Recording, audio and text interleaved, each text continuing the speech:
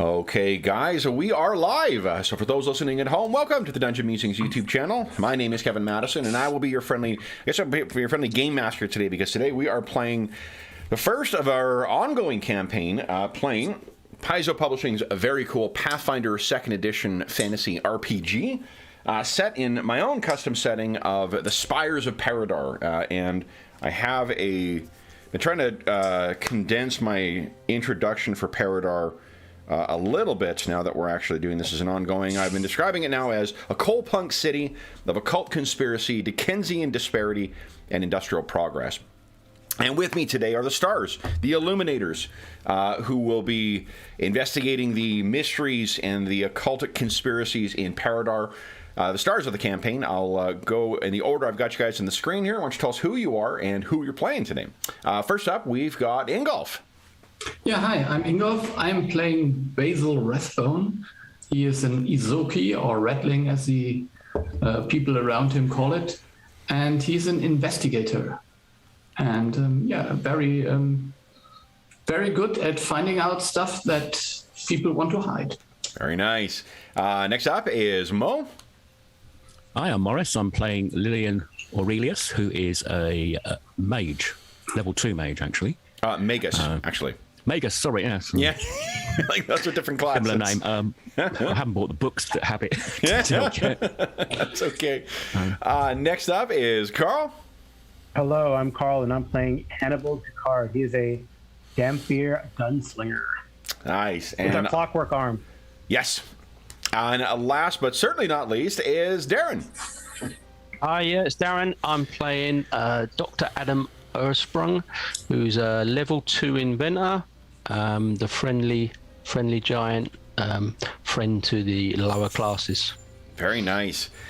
So over the holidays, if this is your first time joining us in under the Spires of Paridar, this is a campaign that was a child of necessity, where I found myself stuck home or here for the holidays and was not able to go and see my folks. So I ran a series of adventures that introduced these characters and introduced the setting of Paridar. This is going to be our first in our now ongoing campaign exploring this setting.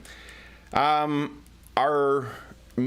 mysteries that our heroes have been investigating, some have led, I think only one led to an actual clear conclusion, although it left some lingering questions. But there are two other investigations that sort of kind of noir Chinatown nature of Paridar led to conclusions to those investigations, but not necessarily a clear answer or a satisfying resolution for the player characters. Our scene today, guys, will open at let's see here. We're going to jump right in. Anna's very eager to get in. This is hi to everyone as well. Let's see. We are going to go to, I believe. Nope, not there. To here. We have a beautiful sunny day here today, so lots of people out, and Anna saying hi to all of them. Go. There we are. So, oh, no, wrong thing. Sorry, guys. I may not surprise you to learn they got more than one, gray streets illustration here. My goodness. Okay, is this the one? Nope. Is this the one? Should really label these. Nope. Which one is it? Yes, here we go. All right.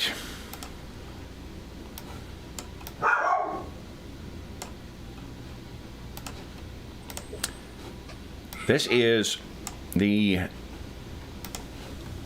dilapidated and downtrodden neighborhood where Dr. Ersprung has his clinic. And what we can see is the outside of his infirmary, which has a crudely made sign on it that marks this as the local, place to go and get treatment if you cannot afford elsewhere. Dr. Ersprung, or we see his nurse. I don't think we've given his nurse a name yet. Darren, do you have a name for your reliable nurse? Just calling her Betty. Betty, you got it? Yeah. Okay. Put that down. So Betty goes is sitting in kind of the waiting area. We've described this as before a place that likely was some kind of shop or like a clothier or clothes shop before, some kind of retail place that has been converted into a infirmary or a medical clinic. And we see the door to what was once a manager's office, but is now Dr. Ersprung's examination room, open up, and he, leads out two, like a mother and her 3 children, all of which have been provided them some kind of ointment or, unguent to treat some kind of rash that the kids have broken out in. And we can see behind there as well, getting ready for the next visit, is Igor, kind of cleaning up the room. When you look up to see who's next, you're a bit taken back because the person is a face that you recognize. It is Isaac Boyd. It's the father of Thomas, the kid who had been afflicted with the vampiric serum by that nefarious corpseman. And he sort of, when he sees you, gives you a bit of a weak kind of smile, and you lead him in. When you kind of get to the chit-chat a little bit, you find that he's here really just to refill. There are some kind of medication that you're providing, like salts of some kind, that are treating his wife. Obviously, she's, having lost the child, she's been going through a challenging time, and the way that, you've been treating her, at least, without having her being taken off to a sanatorium, was to provide... Okay, I'm actually going to go and close my drapes. Just give me 2 seconds here, guys. Anna's going nuts. All right, sweetie. Hey.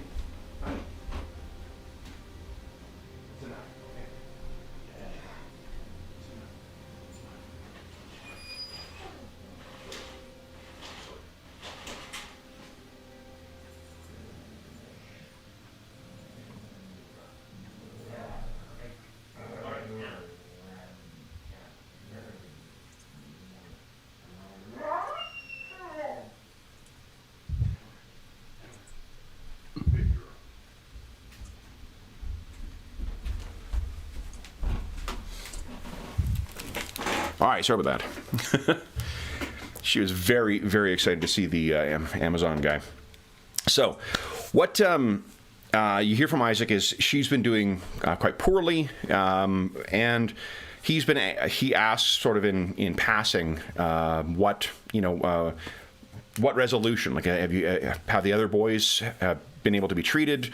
As you may recall, there was 2 others, the ones that dropped Thomas off, that disappeared with him. There were it was Edward and Samuel. Yep. The other family, the families of Edward and Samuel, they don't want to come by and ask. You already done so much for the neighborhood that they didn't want to press, but Isaac says if you have any word that we could bring back to them, I'm sure they'd be happy to hear. Yeah, I mean, unfortunately, the only news I have so far is I'm trying to stop the production of this serum. I've been talking to a colleague that works in the factory where it's made. So we're trying to get to the end of that. And I'm spending what spare time I have with a sample that I've received to see if there's anything I can do. But as of yet, unfortunately, I haven't come up with any sort of antidote or suppressant. But I will continue, I assure you, to work on this, and I will certainly let you know as soon as I have any luck. Sure. And he's obviously got his details.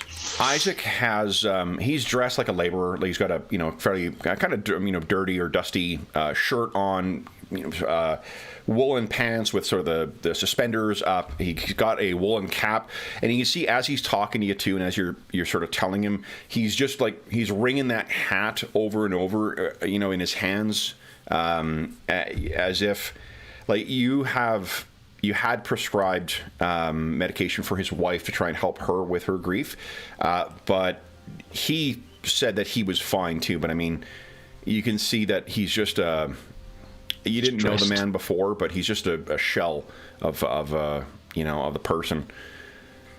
Seeming like this purpose is the thing that he tries to give him some reason for kind of keep going. So.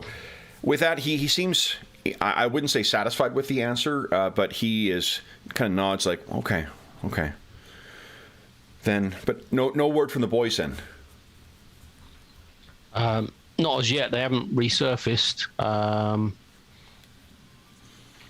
We continue. We continue to look for them, and there is people out looking, and word is out there. So, as I said, as soon as we find out anything else, we've got investigators looking into numerous issues.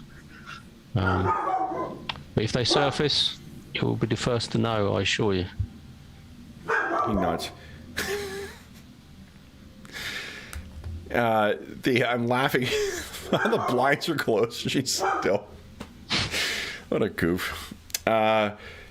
He gets up, his shoulders kind of slumped, and extends his hand out again and says, "Thank you, Doctor. Thank you for what you've done." I take his hand and I sort of keep hold of it, and I said, "And you're okay? There's nothing else troubling you?" Why don't you give us a diplomacy check, please? Let's get some dice rolling here. Digital dice, but dice nonetheless. You want to spend a hero point for that? Yeah, let's start off as we mean to go on and Nat get one. worse. He quickly kind of pulls the hand away. It's, I'm fine. And he turns and sort of opens the door and walks out. And he almost like knocks, Betty as she goes by. Betty knows that, knows the people in the neighborhood fairly well. So when she sees him coming, she's kind of like, whoa, gets out of the way. And she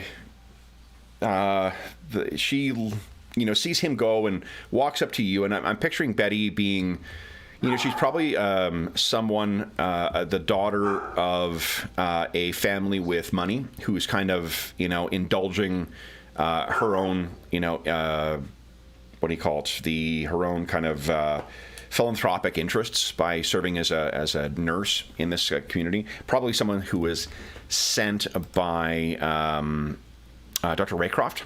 Not sent by, but like arranged by Dr. Raycroft. And as a refresher, or for those who have not met him, Dr. Raycroft. Yeah. Dr. Abraham Raycroft is one of the sponsors of Dr. Ersprung's clinic, and had a connection to the sinister Paridar 9th Medical Corps. And the let's see here. Next, what Betty, as she sees him go by, comes up and says, Mr. Boyd, is he doing well?" I don't think so. If I had more time and didn't have other patients to see, I would try and investigate further and speak to him more. But he didn't seem very willing to discuss the matter. But there's something troubling him. Perhaps with time. And she puts her hand on yours, and it says, hands you like a what do you call it? Like a board with a clipboard with the next name on it, and says, "Your next one's an odd one. If I were to guess, I think he may want. Well, look at what he's listed for symptoms. Then you look, and it just says like pain everywhere. You know, and when he gives like the reason for saying it's this kind of, it's a thing you see when people are either drug seeking or, you know, are just, they want to see it for some other reason. And you look over, and sitting in the waiting room and kind of eager and, you know, bright-eyed looking over is a ratfolk man. He is dressed similarly to what Mr. Boyd was too, clearly a working class fellow. But when she hands that to you, turns and says, Mr. Cram? And little ratfolk guy hops up and says, that's me. And he comes forward and walks you in. Unless there's, you know, obviously there are invisible illnesses that can affect people, but he does seem to be quite well. You know, he's easily able to make his way into the waiting room, and then, you know, you've got a little, for the shorter, you know, inhabitants of Paridar, you've got a little, like, step to get up onto your examination platform, and he scrambles up that and sits down. Igor, you know, do you think there's some kind of, like, standard, you know, first, you know, like taking vitals or something like that Igor does to assist? Yeah, he's got some tools, so it'll do like the blood pressure and little sort of checks that you're going to do with every patient. Okay. So you go in, and as Igor goes over, he sort of like, you know, waves his hand like, no, that's fine. And what he says as soon as you close the door is, I got to apologize up front, Dr. Ersprung. I think I might be deceiving you a bit. I don't mean to be wasting your time here. There's nothing wrong with me physically, but it's, well, you see, sir, it's my brother-in-law. My wife and me has been on me to. We heard, you see, about the type of investigations that you did with those boys. You know some of them illuminators, don't you? Oh, that's true. Yes, I work with them closely on occasion. But why'd you come to my office instead of theirs? Well, you see, and his nose kind of twitches a little bit, and the whiskers go. He says, "We ain't fine people like you'd see in their kind of the neighbourhood, and to be honest, we're not really flush with funds neither. We don't have a lot of money, but me sister's brother-in-law, he's quite dear to her, and I promised her I would at least approach and try. You see, he was a foreman, a shop steward, you see, down at Blackacre and Sons. It's one of them shops. They make the tins of food, you see. And you can give us a society check if you like, see what you know about Blackacre and Sons. Okay. Yeah. So Blackacre and Sons is one of the. They're not like Eckert Industries wealthy, but they're definitely a successful place. They make a lot of tin food. So like preserved food is a fairly new, kind of innovation. And for those who either want preserved food elsewhere in the city or for use, say during the war or on the Navy. It's a pretty big industry, and it's also quite labor intensive. And as a result of that, there are, the trade union that works for, hey, look at this timing. Perfect. Here. Boom. And what he says, oh, for Pete's sake. Oh, this new thing with Roll20. They have, because James has come on, it's bumped everyone else's placement. So now I need to refresh and redo this. Fuck, it's only been the last week that they've done this. They really need to fucking fix that. That is irritating. So, what he says, or what you know is that they are, they're a fairly wealthy or successful business, but nothing that you haven't heard anything untoward about them, at least as of yet. But as one of the bigger businesses, it definitely has a. Get James in, yeah. James, welcome. Hello. Error. When he, oh yeah, no problem. We had different starting time today. he says, well, the thing is, he's our brother.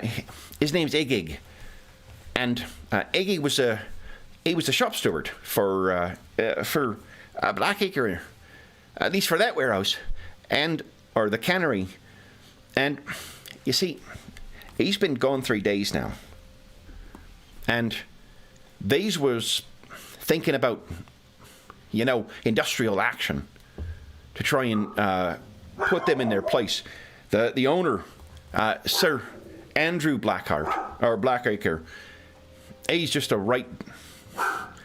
I heard that they were calling in the Daxman to try and put them back in place, and my sister, my wife, at least, she didn't put it past them that they think he would take old Igig and just find him in the sewers, as it were. Our brother is also quite a bit of an hothead too. My other brother-in-law, his name's Egger, and well, Igig was a bit of a vocal man. Eggers is just, he's a raging fire, and they seem hell-bound for industrial action now. And she's worried what might happen. If you can find out what happened, that might help simmer things down, either to cause them to cave to the union demands, just to try and shut down any kind of investigation or scandal, or perhaps or even just to find out what happened to them. Now, again, I know we're not people of money, sir, but I'm hoping that you might find that your Illuminator friends might find some willingness to help folks who really need it, but don't have the means to pay for it. You see? Okay, I mean, I'll be sort of nodding along as he's saying this, and showing, compassion to his story. The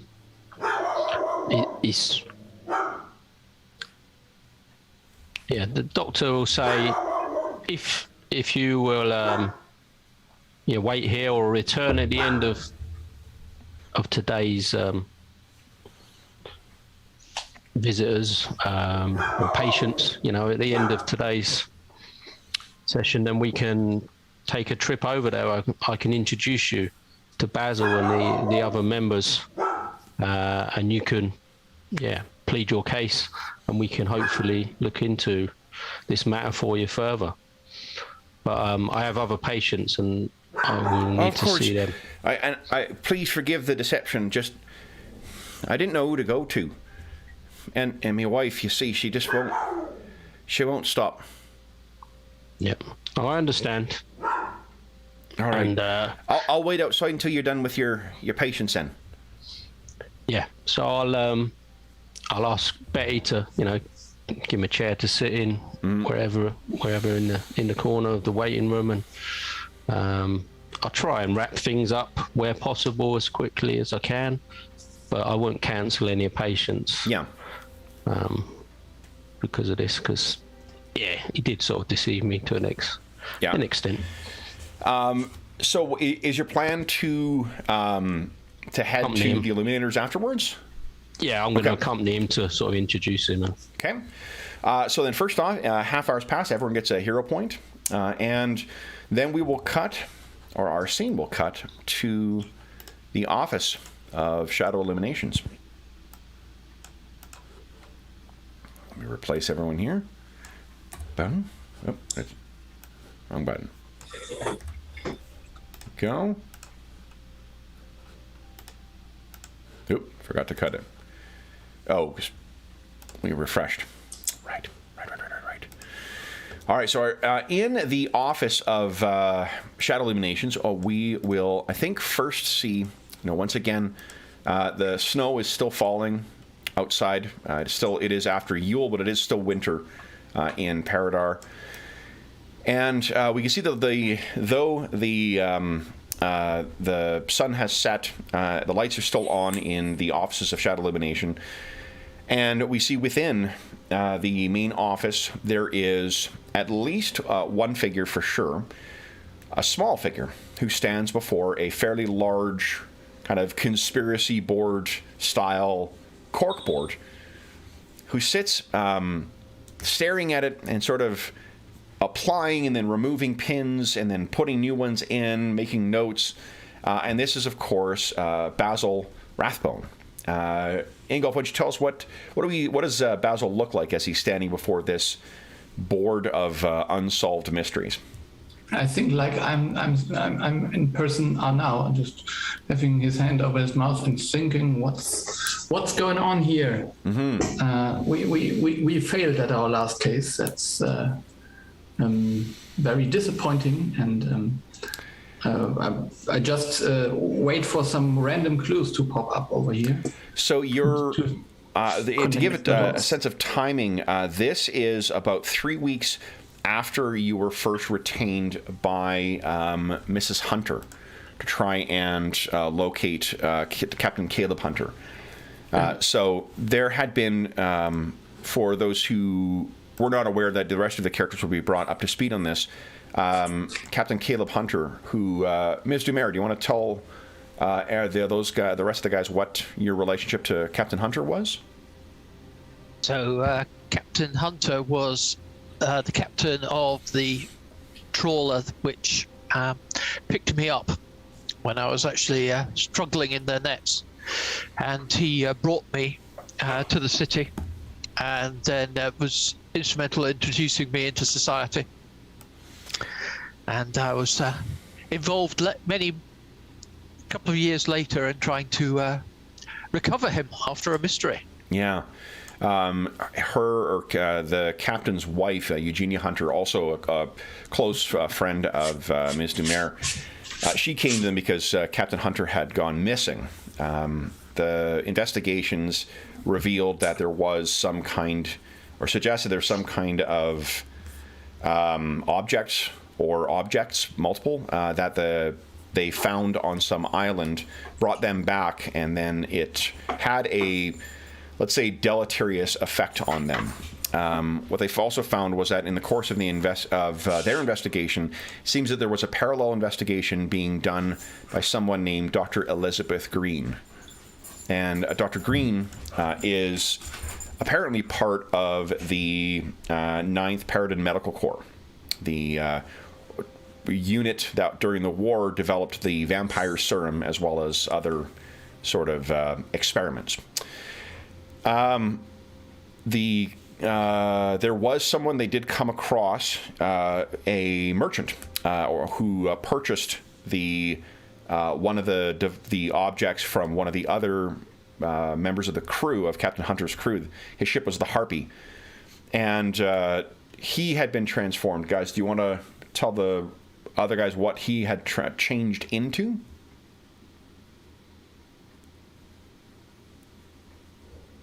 Well, he was a sort of a fish hybrid with a horrible stench, and he was effectively turning into something that wasn't human anymore. And then we also think some of the crew changed as well. Yeah, the Illuminators were able to defeat him. But then because that merchant's wife called the constabulary, the 9th Medical Corps, and Dr. Green showed up, and the body was taken, as was the object that Ms. Dumer had concealed. Although, because they found it was an amulet, apparently one of 7.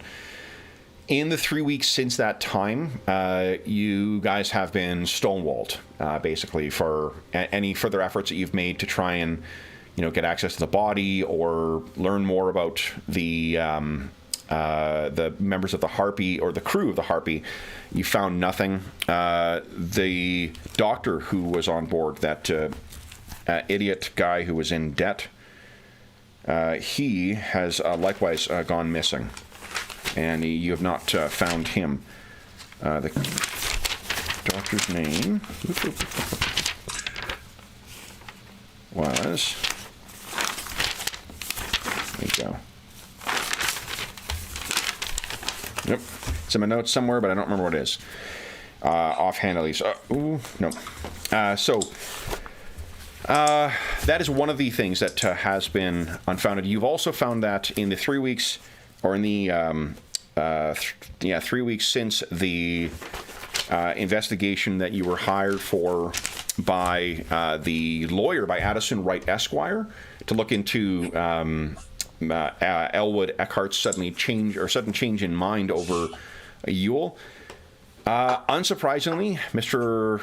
Eckhart has been removed from control of Eckhart Industries, or Eckhart Industrial, and it is now in the hands of his trustworthy nephew, Frederick Eckhart. So those are the things that I think are playing on Basil's mind as you were staring at this kind of mystery board. Go ahead. I just mentioned to Hannibal, who's maybe standing behind me or somewhere in the room, that I think we need a new case just to get our minds out of the old ones. Mm-hmm. Hannibal was, I think, has recently returned, having looked into creating a memorial or a gravestone of some kind. You'd maybe met with a stonemason to create a gravestone for Clovis Potter, another one of the victims of the vampire serum, and someone who assisted you in your investigation involving the Major Garrett Fitzhume, that further transformed vampire. Hannibal, you're maybe sitting in the room as well, lounge back on a divan. What do you think you're doing? I'm going over looking at the test that Basil has given me, his number. Because I remember last time I was studying the Dooku stuff, since I got that number feat, punch the numbers feat, and Basil has given me a test to see if I've learned anything. Okay. So I'm back in the divan looking at it puzzled, of course, because I'm not as smart as my buddy there. And I said, yeah, so I don't have to finish this test, Basil. This is impossible. Impossible, I tell you. Okay. And is in the interim, in the time between when the most... Give me 1 second. I'm going to bring her in here. Just give me a sec, guys. Sorry. Anna, come here. Hey. Come here, Goober. Honey, where are you? Come here. Come here. Come here. Come here. Come with me. Come with me. Come with me. Come on.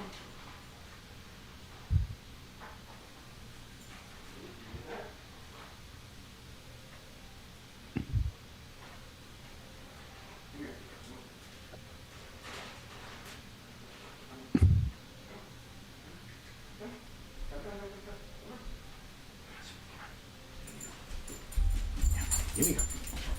There you go. Come on. There you go. There you go. All right. Sorry about that. All right. So, what I was asking is, what do you think that, if anything, have you guys been doing or looking into in the 3 weeks between Yule and the present day? Is there anything that you would have wanted to look into, or anything, any further avenues you wanted to explore? Well, I mean, I guess our vampire investigation, and we lost track of Potter, and then those kids too have not surfaced, right? So maybe, I mean, Hannibal would be very interested in, finding and hoping to help those feral kids. If they are indeed become feral. Sure. And of course, the whole Potter, where's Potter gone? But if not, I'm going to make a gravestone memorial anyway. And for those who may not have had the pleasure of meeting the Ghoul Father, this is Clovis Potter, also known as the Ghoul Father, who Hannibal's referring to. You should show our last view of him.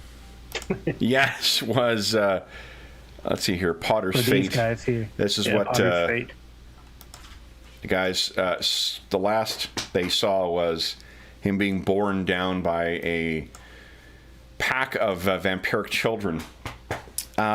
What you So why don't we do this? We'll treat this sort of as a downtime activity. So why don't you give us either a diplomacy or a vampire lore? I think you've got vampire lore, right? Yes, I have that. Yeah. I'll do vampire lore. Vampire lore, sure. I'm not what you've turned up. Well, I'm decently diplomatic. Yeah. So, I mean, you've heard the prevalence of like youth gangs, as it were. Fagin-style groups where like adults have organized kids into like ruffians or burglars or whatever else is not unusual in Paridar. But you have heard of some unnatural. There's some rumors, at least, of some unnatural kids who are making the rounds, but it's not the like vicious disappearances that you've heard. There's some person who reported to some constable that they saw a kid scramble up the side of a wall. That's like anecdotal, not direct, right? Exactly. Yes. So you're not quite there, but you're, maybe that's something, maybe that's not. No word on him directly, but definitely some unnatural. I mean, it wouldn't surprise you, even if Potter died, that the kids likely survived. But you haven't heard. What you have not heard is any reports of attacks by packs of vampiric kids. So that's at least something. What about Basil, Sally Dumer, Lillian, or Dr. Ersprung? Is there anything that you guys would want to do or have done in that interim time? Yep, go ahead. Okay, well, Lillian will have been gathering information on any strange illnesses, people exhibiting the same symptoms, and sightings of fishmen. What symptoms hybrids. are those? Oh, of the Captain Hunter case. Yeah. Okay. So I'd imagine she's been going through the newspapers, and she's probably got a little board with clippings. Okay. That she's been working on. Now, I think she's got. Doesn't she have an ability that lets you roll society instead of diplomacy when you're doing gather information? It's like courtly graces or something like that. Yeah, but I think that's for high class only. But let me. Oh, you're quite right. Yeah, no, that's actually making an impression, not gather information. So, no.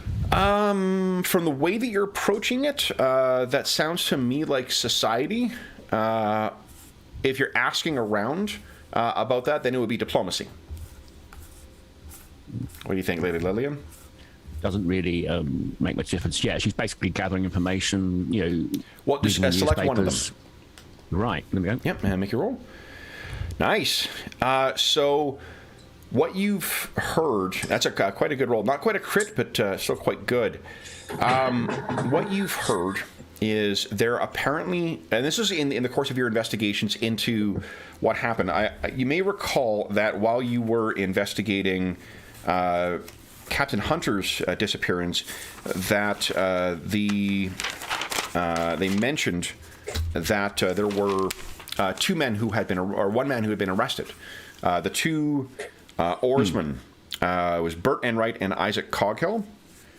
One had been killed, and then the other, Bert Enright, had actually been arrested for assaulting someone.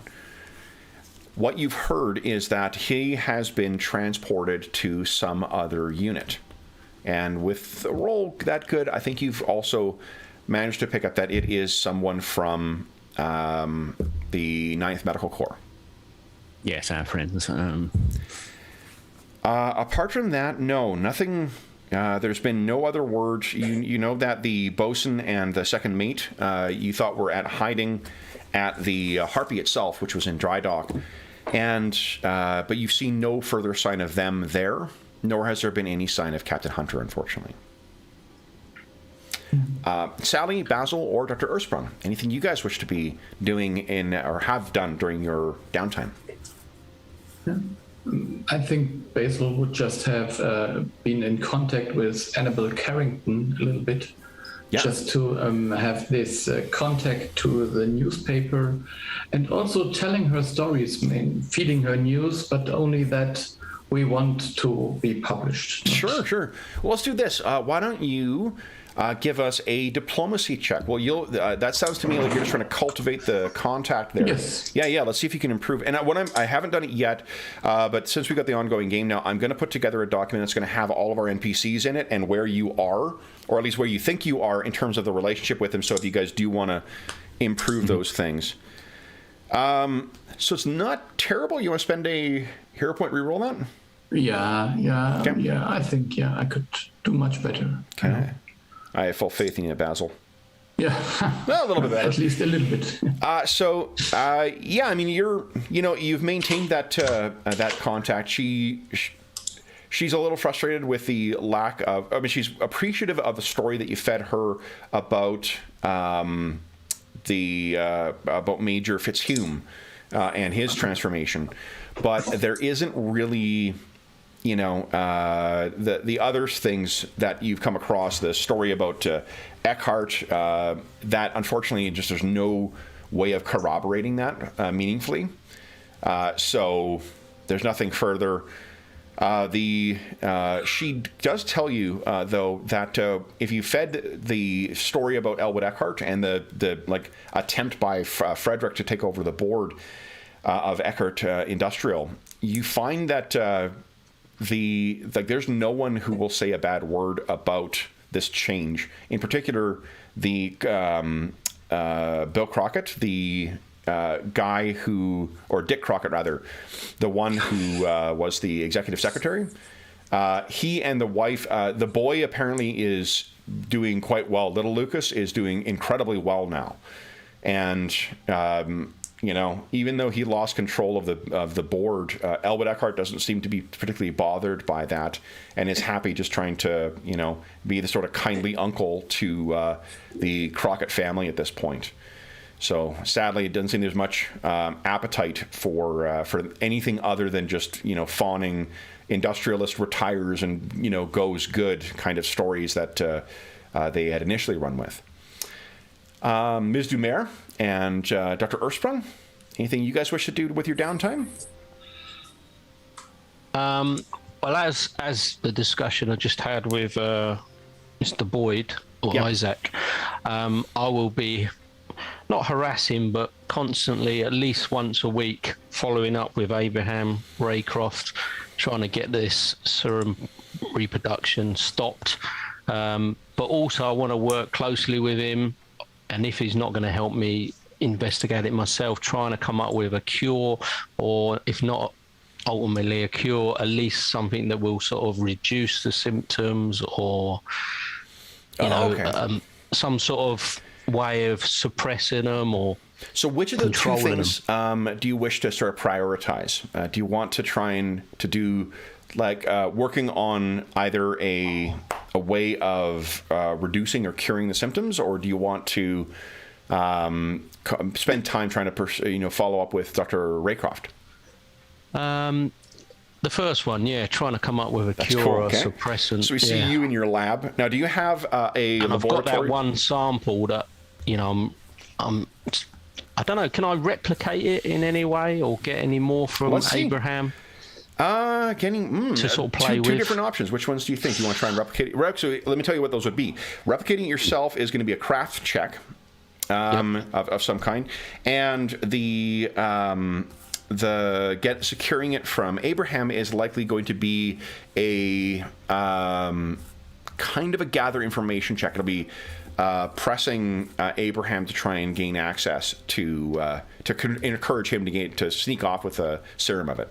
Yeah, I'm going to leave my connection with Abraham to just trying to get it shut down. So I'm not going to give him any more grief or pressure. Okay. So I'm going to try and craft it myself, I think. Okay. So I think maybe in the basement underneath this clinic, what was once a storage facility is now sort of a, universal horror style laboratory complete with, Jacob's ladders of electricity going up and...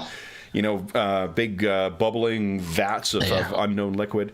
They've got to be circular as well. Yeah. Why don't you give us a craft check, please? Okay. Or crafting. So that's pretty good. I mean, what that is I'm measuring your progress towards success. Like, it's one of those things that's not going to be done in one kind of time. So you've made progress. You know, you haven't perfectly replicated it yet, but you're definitely on the way and getting a sense of what you might need in terms of raw supplies to duplicate this serum. That leaves Ms. Dumer. Well, I guess I was doing similar to Lillian, so I'm not sure. I guess the only extra thing was, if I tried to find more about the missing ship's doctor.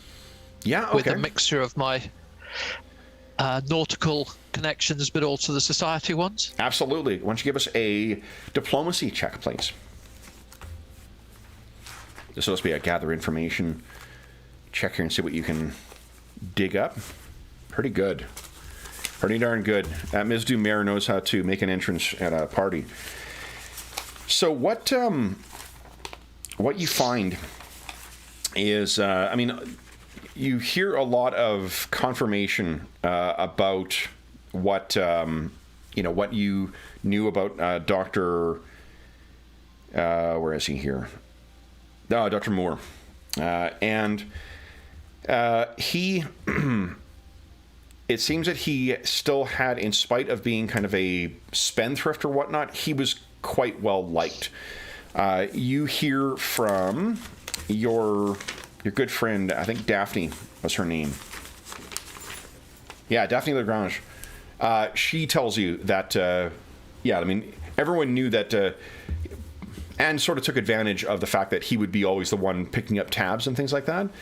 He would always be happy to suggest extravagant things to do, but also would be the one who would be footing the tab. So it's not surprising that he blew through his stipend as fast as he did.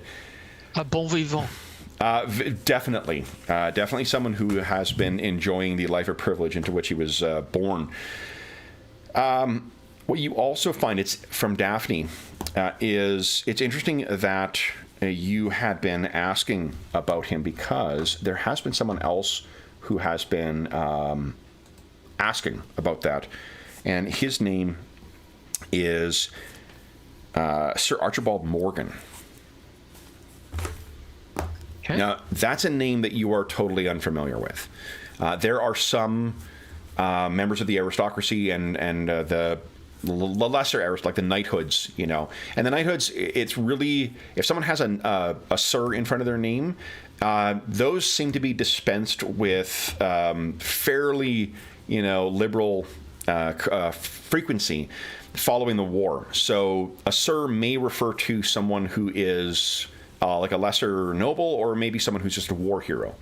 You're not familiar with that name as of yet, but something to be a name to perhaps follow up. What she knows is that this Sir Archibald Morgan, handsome fellow, they say, military type. He, though with impeccable manners, he seems to have been investigating casually what's happened to the doctor as well, separate and apart from the what he calls the constabulary. Okay. So that's sort of what you guys have been doing between our last sessions and this one for bringing yourselves up. I think Lady Lillian and Ms. Dumer, maybe you guys are coming back from checking in with Mrs. Hunter. Mm-hmm. You'd had a lunch with Mrs. Hunter to check how things are, to apprise her for what's going on.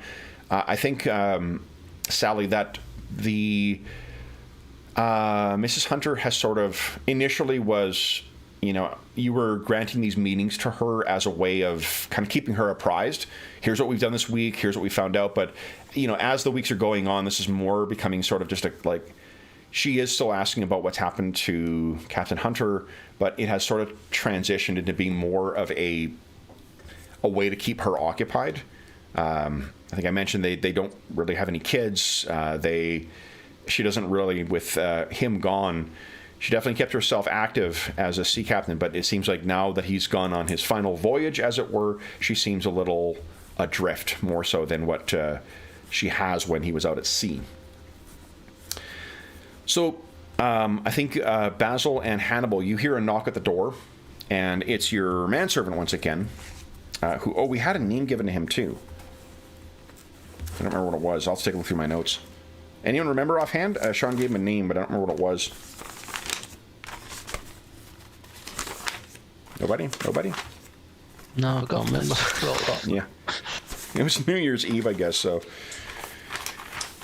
Let's see here. Do I have it down? It might be in the chat. Oh, yeah, maybe. Scrolling through the chat to see if it's...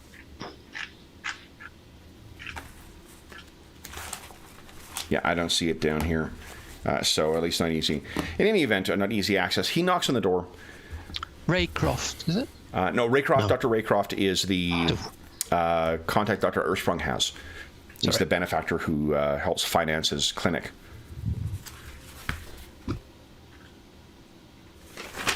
Let's see. It was definitely for part of the Harrow Haunts session, so let's see here.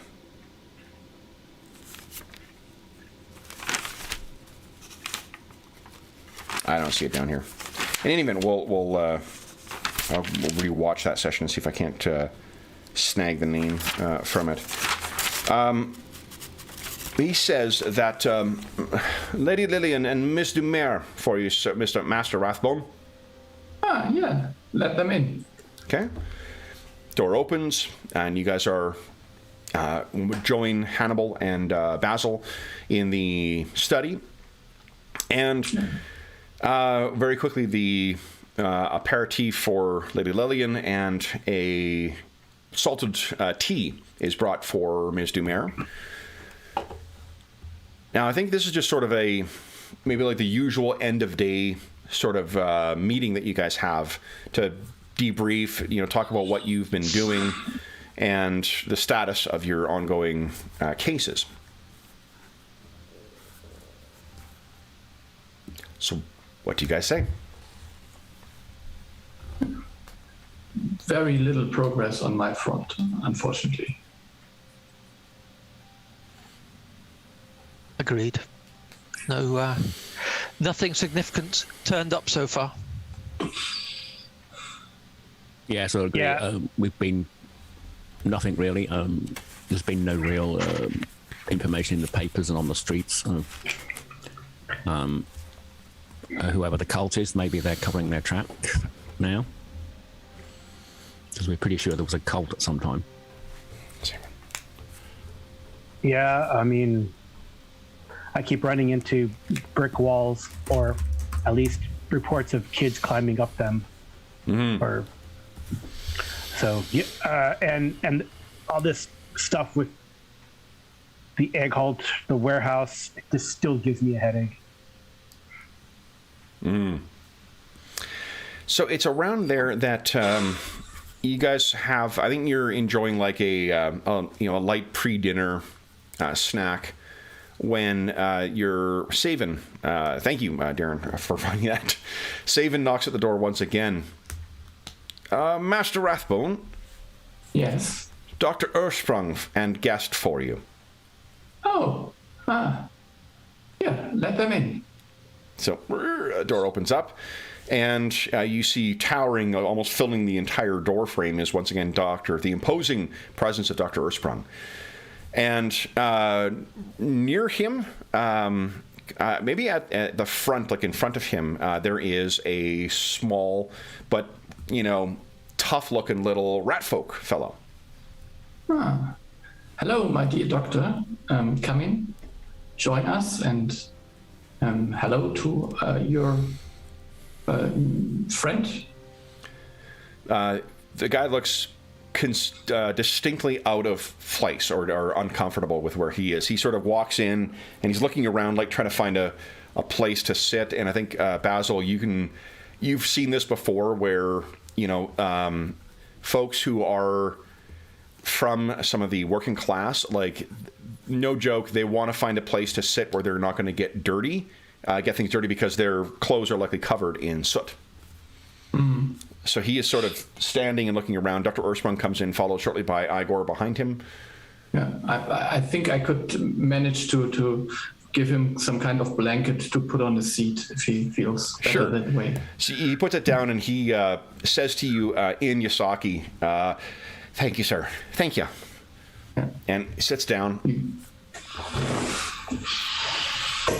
And I'll just say to the group, hello, my friends. I've had a visit today, and I thought maybe we should work on a new case. But my friend here is low on funds, but maybe a new case will, keep our brains going, and hopefully we can do a good turn for him. He has a missing relative. Maybe he can explain more. I'm for that. Golog's not here, so money? What money? He's financing us all. Sean, do you have any objection to that? No? No. Okay. So what, he looks around at you all, and he seems, quite, he seems a little out of his element. But he looks around and then basically reiterates what he told Dr. Ersprung. His name is Cram, and his wife's brother she has two brothers, the elder brother named Egig and the younger brother named Eggers. And let me put that in chat for you guys here. So the client, put down maybe, is Cram. His brother-in-laws are Egig and Eggers. I'll stand next to him as well with my hand on his shoulder, just to try and give him some sort of confidence and assurance. And he's quite grateful for that. I think like the first time he sort of stammers, loses himself in a bit of a sentence. You put your hand down. He calms himself and then is able to get out the information. They work at a place called Blackacre and Sons.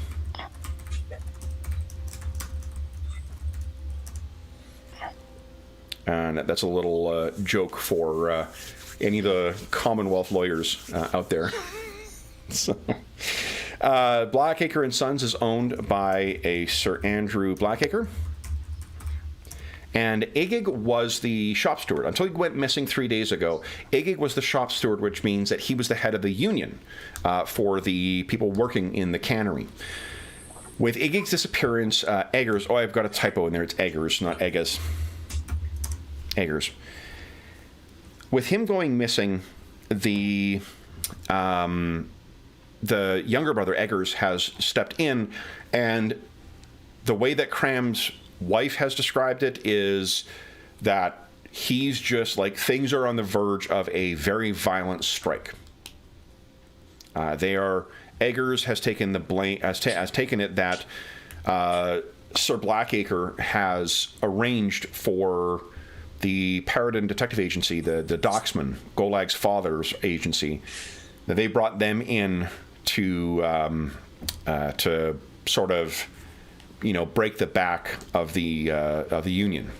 Now, anyone can give us a society check too. See if you've heard anything in the papers about this.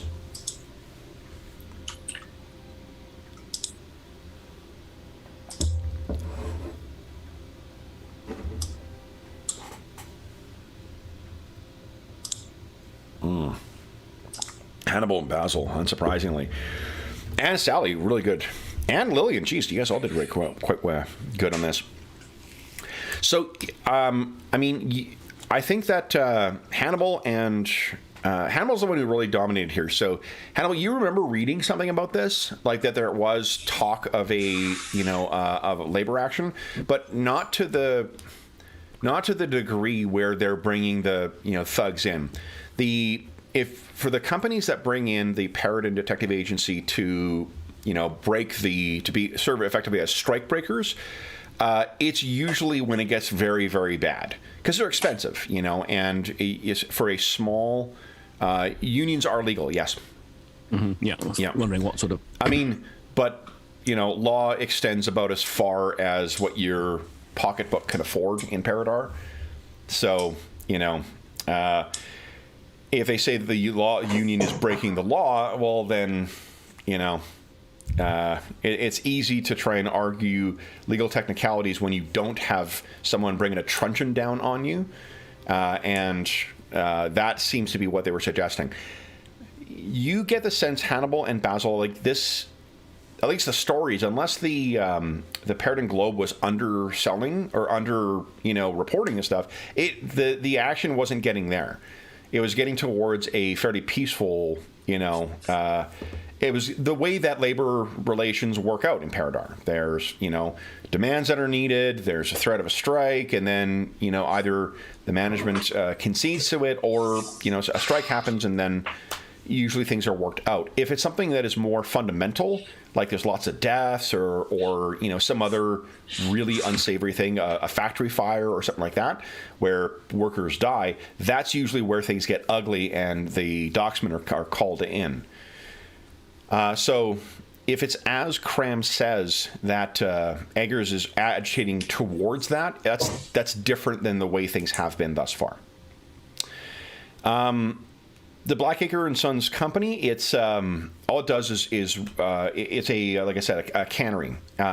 It's got contracts with the government from your roles that Basil and Hannibal and Sally and Lady Lillian got. You know that it supplies certain things like the Paridar military and the Paridar navy, but it's not.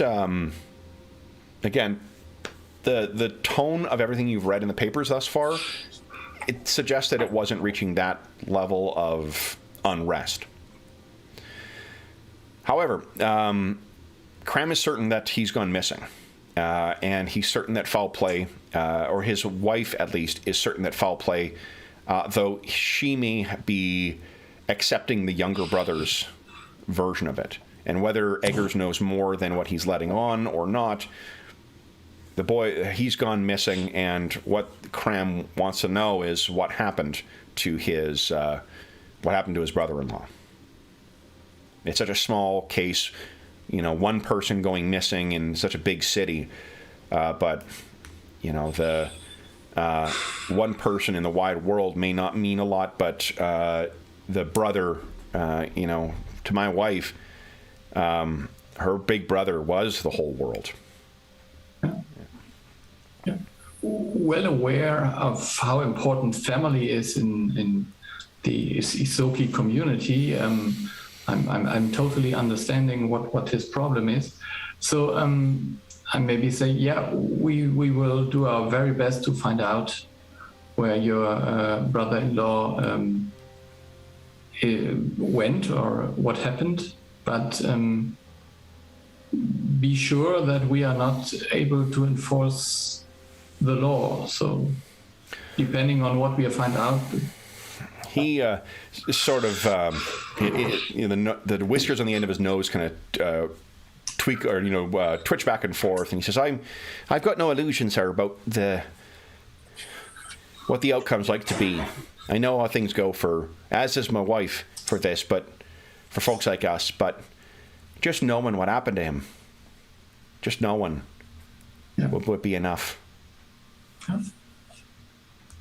I guess we will find out. I'm rather sure that we will get at least some information. And you can feel him tense up underneath your hand, Dr. Ersprung. He says, "And what? Do you have a payment plan of some sort that we can arrange, or perhaps a community donation kind of arrangement, or?" Consider the fee paid. And he looks around at all of you.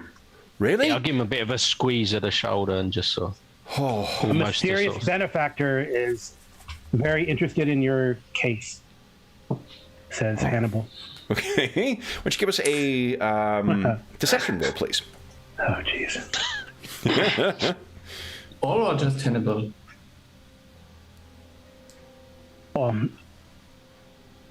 Okay. He looks, really? Well, thank you. Thank you so much, all. And he says, if there's anything else you need me, I work down by the wharfs, but I'll leave word with Dr. Ersprung as to where you can find me. Thank you all so much. And he kind of springs up from the chair, and he makes his way out, jumps up, grabs the handle, and leaves you guys on your own. Yeah, but I would just advise him when he's on the way out to leave Seven his address so that we could talk to someone and the address of his brother-in-law, the Eggers, the younger one, so Yes. we could talk to him as well. He can give you the address for all, because both Egig and Eggers are both married as well. So you could, if you want, they don't know, Egig's wife knows, but Egger's wife does not. Okay. Eggers seems to have made his mind up for what he thinks has happened. Okay. We'll see. What do you guys make of this? Yeah, I'm not sure why someone would want to get rid of him at first glance. I mean, if there's this union versus company thing going on, right? And they're just trying to fuel it. Yeah. So someone's trying it's to. not unknown that people disappear in these circumstances. I'm kind of assuming that Paridar's a bit more like the US than the UK. So it'd be like the Pinkertons. Very much so. If you want to picture unfortunately. like the labor relations are a little closer to like Pennsylvania coal country and the Pinkertons That's as what I was opposed thinking. to. I don't know. Ripper Street was pretty good at showing how Victorian era union versus company was pretty sour too. So Yeah. so, yeah. They weren't legal until. Yeah, I mean, I actually watched that. I'll have to have a look at that. As far as we know, and I said, I think maybe Hannibal and me would have heard anything. There's nothing in the works. To give you context for it, like don't get me wrong, it is not unknown for the vocal members of labor unions to go missing. Particularly if you can sort of cut off the head and the body will die sort of approach is adopted by some. And it's said that the docksmen, the agents for the Paridar Detective Agency, definitely are happy to oblige. But given where the relations were at the time, at least based on what you've read in the papers, that's a huge escalation to decide to murder someone. So there may be a reason, or this may be unrelated. Well, I think the first thing to do would be to contact the new branch secretary, who is making my notes, Eggers, or possibly the committee, and see what they know. Because when was he last seen? Are there any witnesses nearby that saw men in bowler hats dragging him off, or other things like that? So I think we can investigate the union branch secretary. I just maybe warn us to. So as far as we know, this Eggers has already found his conclusion without searching too much. So that means whatever he tells us will be just corroborating his story. And Eggers has taken over as shop steward with Egig going missing. What Cram tells you, or has told you, I guess, is that Eggers is now, like, things have gone from, a simmer up to a roiling boil. Because Eggers assumes that they killed Egig, and things are escalating very quickly to a violent strike. Yep. So maybe, it could also be someone, there's always wheels within wheels in this damn city. So maybe someone's just trying to cause escalation for some other problem.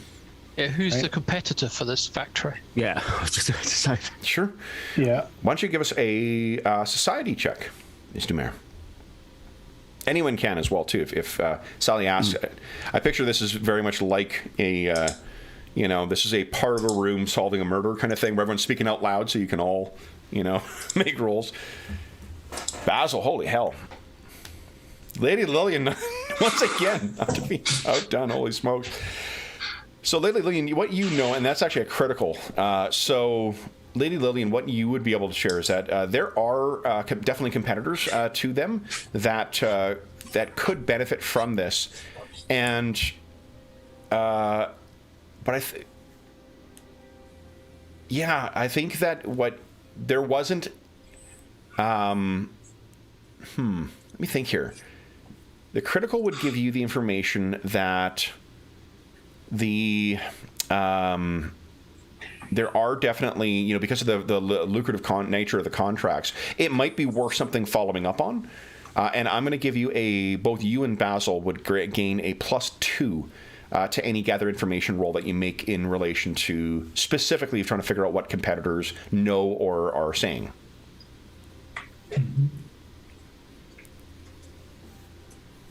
Sorry, James, I interrupted your train of thought with that's it.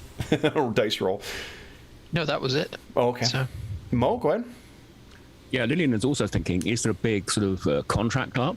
Is the contract for the army or the so navy? With a roll that good, you can tell no. Like, it's not like there's any pending deadlines. You've heard nothing about, because a lot of these things, these arrangements are made kind of behind the scenes. Maybe what I'll give you is, Sir Blackacre, he comes by his title honestly. He's a younger son of a fairly wealthy family. The Blackacre estate has passed through, generation to generation. Once again, a little wink for the folks who went to a Commonwealth law school. The Blackacres have had generally their money has been in land and the way, and in the way that the aristocracy holds things. But he's an actual made man. He doesn't really dally in sort of the more frivolous social circles that you sometimes can find yourself orbiting, Lady Lillian, and that you've occupied at times, Sally. So he's more akin to the upper middle class, like very upper middle class businessmen that are, a power in Paridar, as opposed to just a gentried, what do you call it, gentried aristocrat. What you know, though, is that, like, he takes advantage of, the only time you really see him is when he is showing up and negotiating those contracts, because they're often done behind the scenes, with the wheels being greased, as it were. And you've heard no scuttlebutt so far that there is some new contract that they need to have things in place. If there, to be honest, if there was, the Union would be in a much better position, and you might see things being a lot more acrimonious between the two.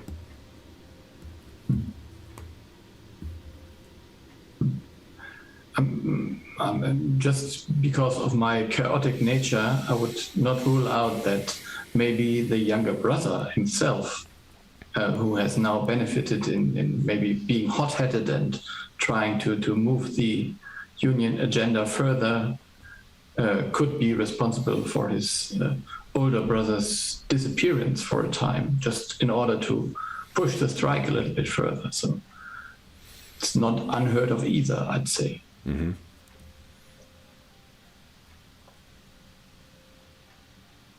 Well, Lillian's going to say, so what do we do next tomorrow?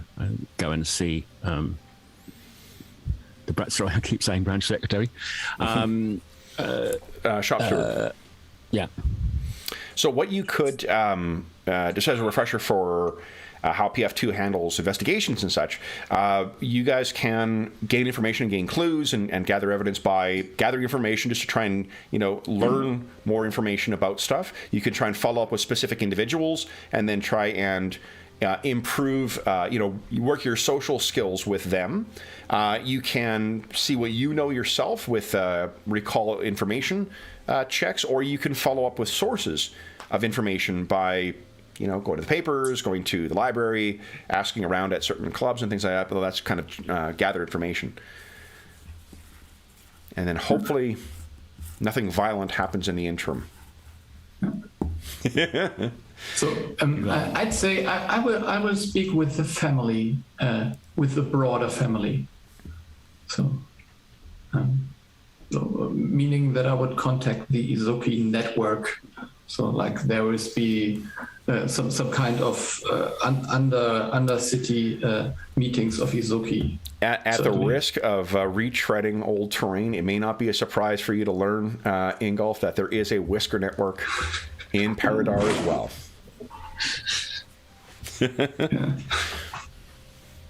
Okay. Yeah, the whisker network, exactly. Lillian's going to say, she's going to see, one of the things would be to find out if there is any union meetings, and maybe attend if we can. Because if they are going to do industrial action, I think what Basil may be able to tell you is that if you do intend on attending one of them, some of you will need to be in disguise. And by some I mean, I think much... Lillian, my lady, I think you would stand out. Well, I'm sure I can disguise myself as a journalist from the Paridar Guardian or some suitably sympathetic paper. What's your deception like? Yeah. I mean, maybe you've got magic that you can use. I actually don't know what you selected. It's trained, and I did actually, when I was doing my inventory, I did actually get a disguise kit in case I needed to. That's possible then, absolutely. So it's just a question of, dressing slightly differently and... the other, Hannibal, Dr. Earthsprung, and Sally definitely cut a very memorable jib, as it were. So what are you guys thinking of doing? Basil's going to follow up with the families, and you guys can double up on this stuff as well, too. I know, like, Basil, do you want to go yourself, or do you want me to go with? If not, maybe I definitely can act as a bodyguard / tough for the reporter lady. I say in quotes. Yeah, that might be helpful. I think the family would not. You're a little bit too large. I mean, I have fangs. Yeah, I don't have teeth. I'm too predatory, right, Basil? Sorry. What about Dr. Earthsprung and Ms. Dumer? What are you guys thinking? Oh, and Hannibal, actually, for that matter. Again, happy to sort of watch from a distance, if required, at the union or if there is a meeting. Okay. Happy to stand at a distance where I can get involved if needs be, but keep far enough away that I'm not going to cause any trouble. Ms. Dumer and Hannibal? Yeah, I guess I better hold back since, as you say, I'm somewhat obvious. Conspicuous, yes. Although, I mean, I think that both Hannibal and Ms. Dumer, you are quite good at stealth. So if you do want to, surreptitiously listen in on these things, I think you're certainly free to do so. Yeah, that would be one way of having yourself present without actually, ruining Lady Lillian's effort to try and disguise herself.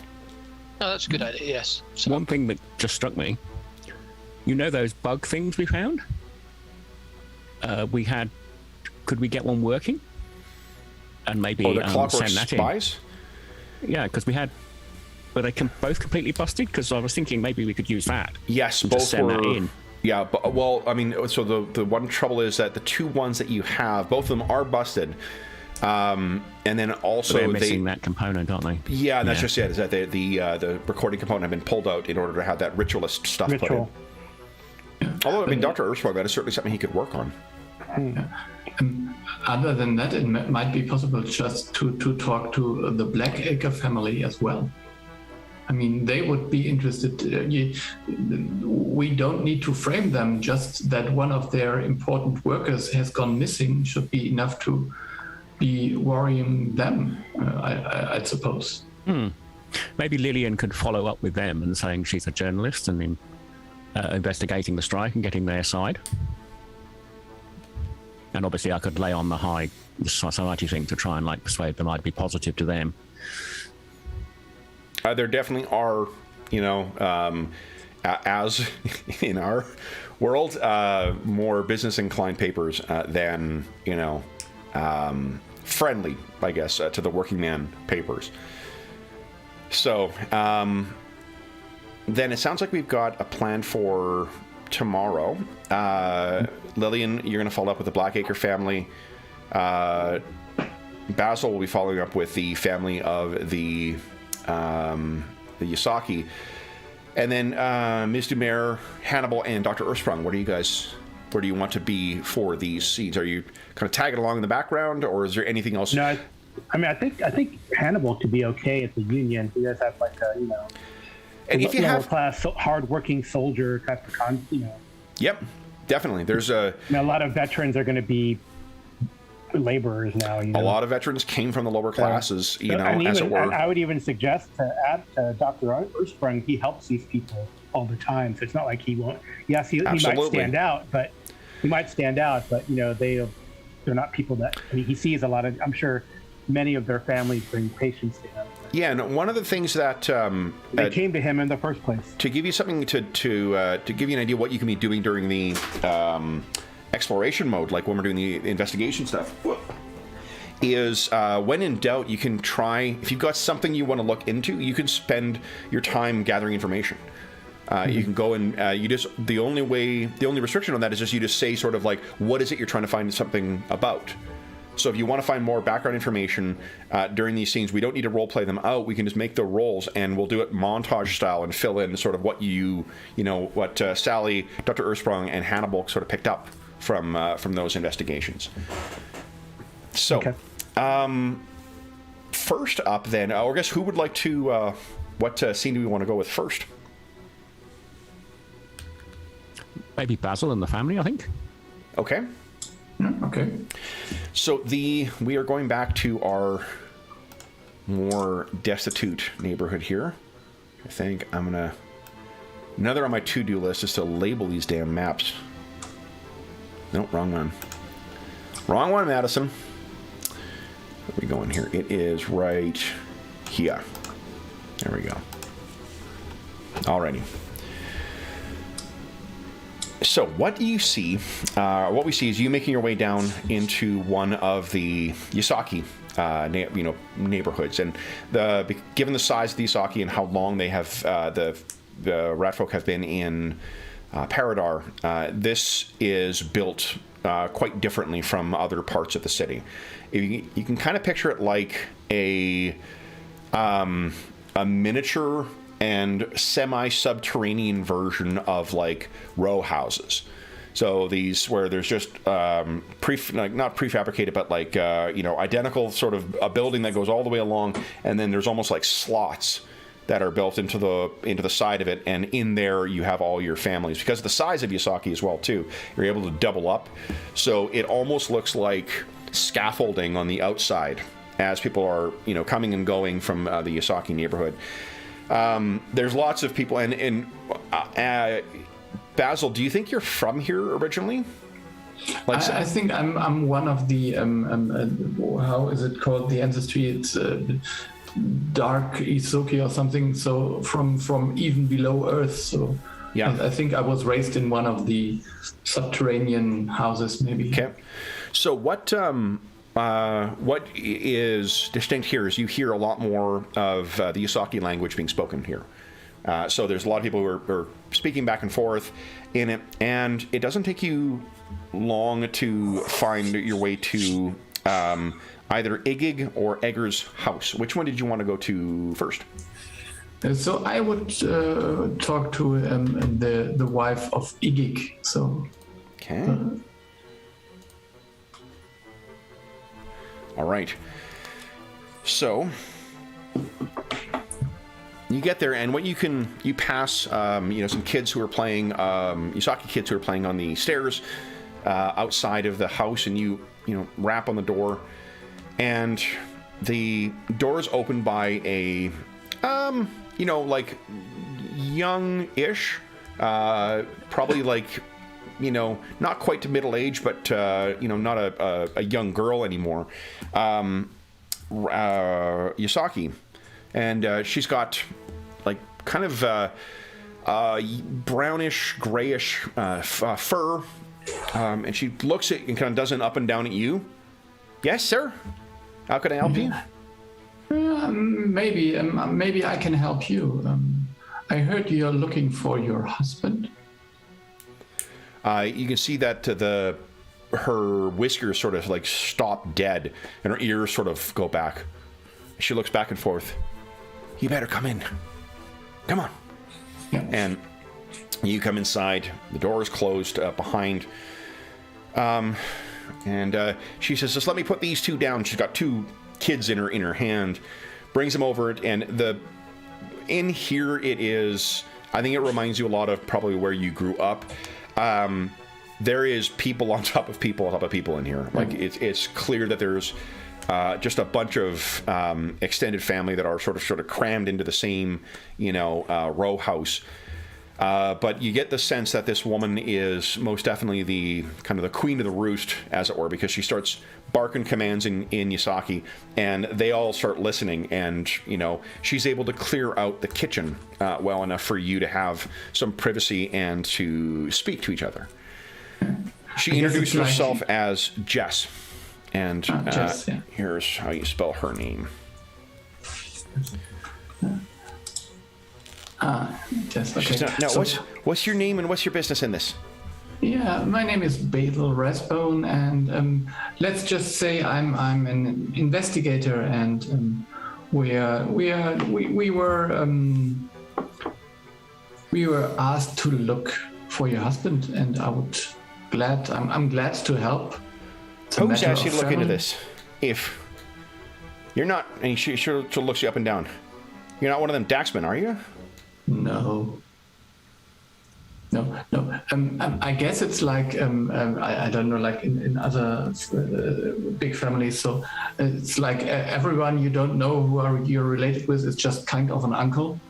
Yeah. So just think of me as some distant uncle.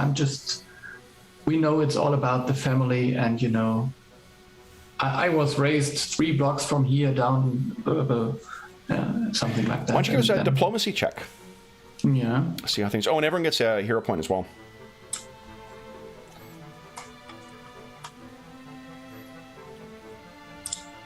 So,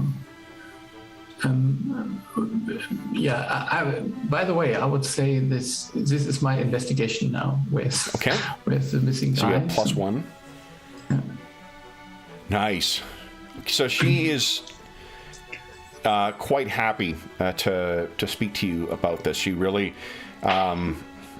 the sort of brave front that she seems to have been putting up, it kind of breaks, and she just slumps and sits in a chair, and you can see there's big, tears are beginning to well up in her eyes.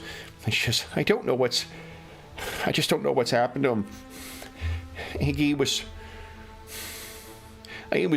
involved in that in the work, but I mean, in the union, but I mean, things were strange, but they weren't bad,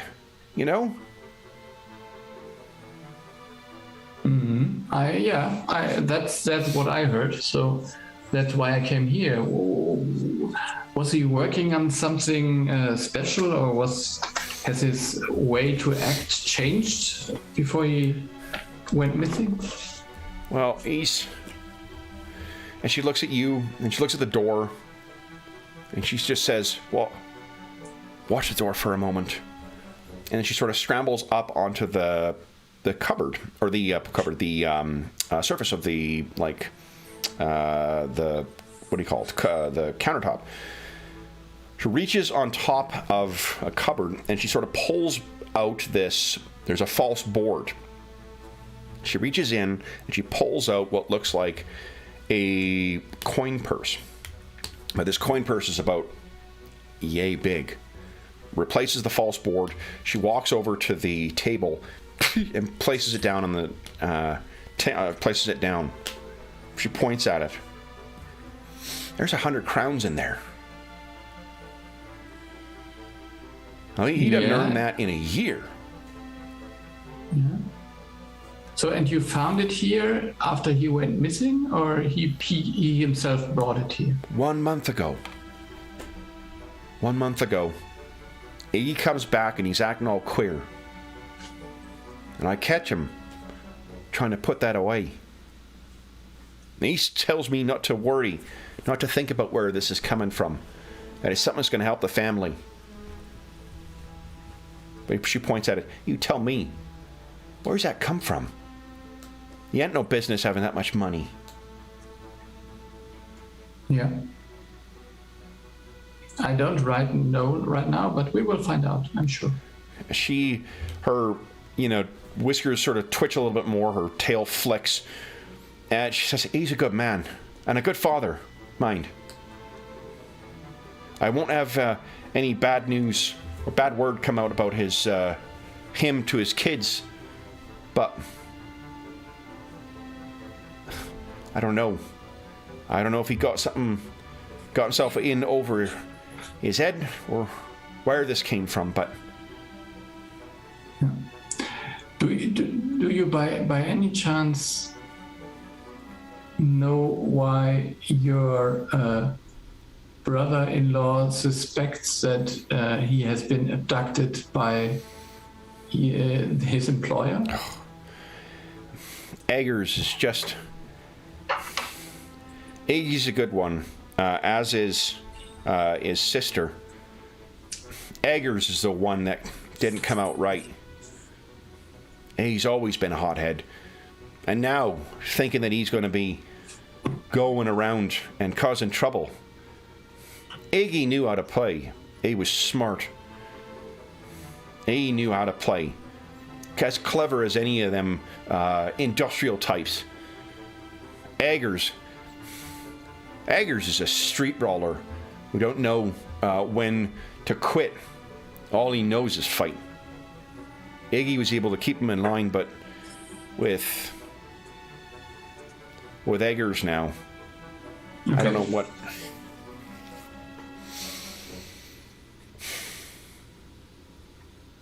Okay, so, but you think that he will have got the money somehow related to his work?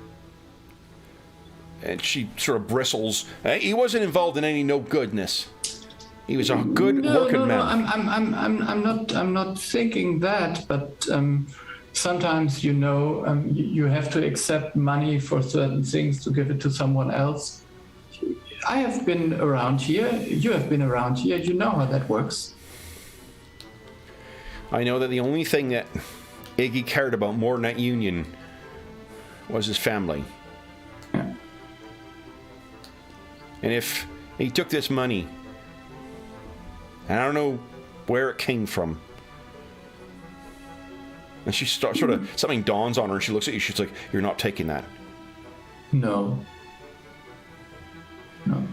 But I'm not sure whether it was really his money. That's what I'm worried about. You think he was holding it for someone? Yeah, maybe he should just stash it away and give it back at a certain point in time, and now he is missing and someone might come for it. You think someone might come for this? You think we're in danger? I'm just saying, be very careful. Keep your family close. No one from the outside will come here directly. But you know how it is. But so she picks it up and she's looking at it like, it's a dangerous animal, gingerly sort of holding it up. Should I just hide it then? Yeah, put it back where you hid it, and yeah. Okay, so she scrambles back up, hides it back away, and is there anything else you want to ask of her before? You had clearly left a really good impression with her, so. Yeah. No, but I would like to use thievery to put her gold coin in her pocket. Okay, yeah, go ahead, give us a thievery check. Oh. You want to spin a hero point? No, actually not. Flick it off her forehead. Oh, fuck! Jesus. No, actually not. I think it was just to yeah. Sure. I think when you're trying to put it in, and she turns us quicker than you expect, and it knocks out of the hand, hits the ground, She looks down, and then there's a bit of like, you can see a bit of that like working class pride kind of like works across her face for a moment, and she picks it up and she's about to like give you shit for like, we don't take charity, and then she sort of sees, you know, and makes makes eye contact with you, and it simmers down a little bit. She takes her hand out, puts the coin back in, and she says, "This family, we work for things." And you did already. But now you probably need some support while your husband is away. We will make do. We don't take charity from nobody. That is... if you want to help this family, you find out what happened to my AG. Yeah, that's what I'm about to do. Then door opens and like 3 kids come, you know, clamoring in, asking for various ages, asking for attention from Jess. And you're able to easily, you know, slip your way back and leave.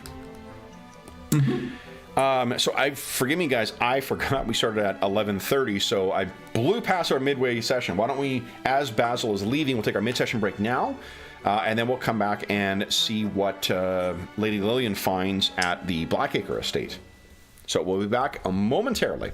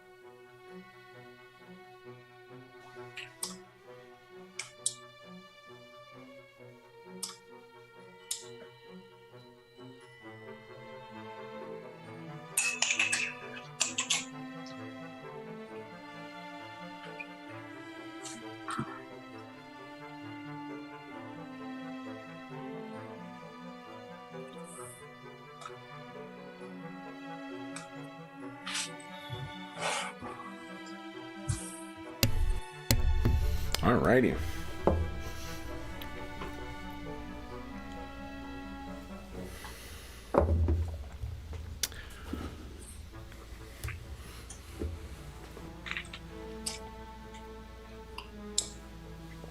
Because we most often start on, excuse me, like right on the hour for most things.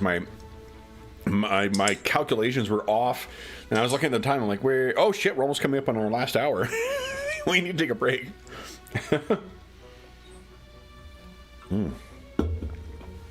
okay. We're easing into this world, you know. It's kind of cool, catching up on what we did the last time. Yeah, and like establishing where I'm. Once I get the sheet with all the NPCs on it, I think together, so you guys can keep track of where you are. That'll also sort of be a reinforcing thing where you're going to be able to call back on the people that you've met, like the way you have been with the Ghoul Father and Basil has with the reporter. And Ingolf is going to actually create a board, like a for Basil. That would be actually cool, yeah. I got to get to work on. I'm working on a portrait right now for one of the other characters from the Legacy of the Crystal Shard campaign. Then after that, I need to get a map done for Paridar.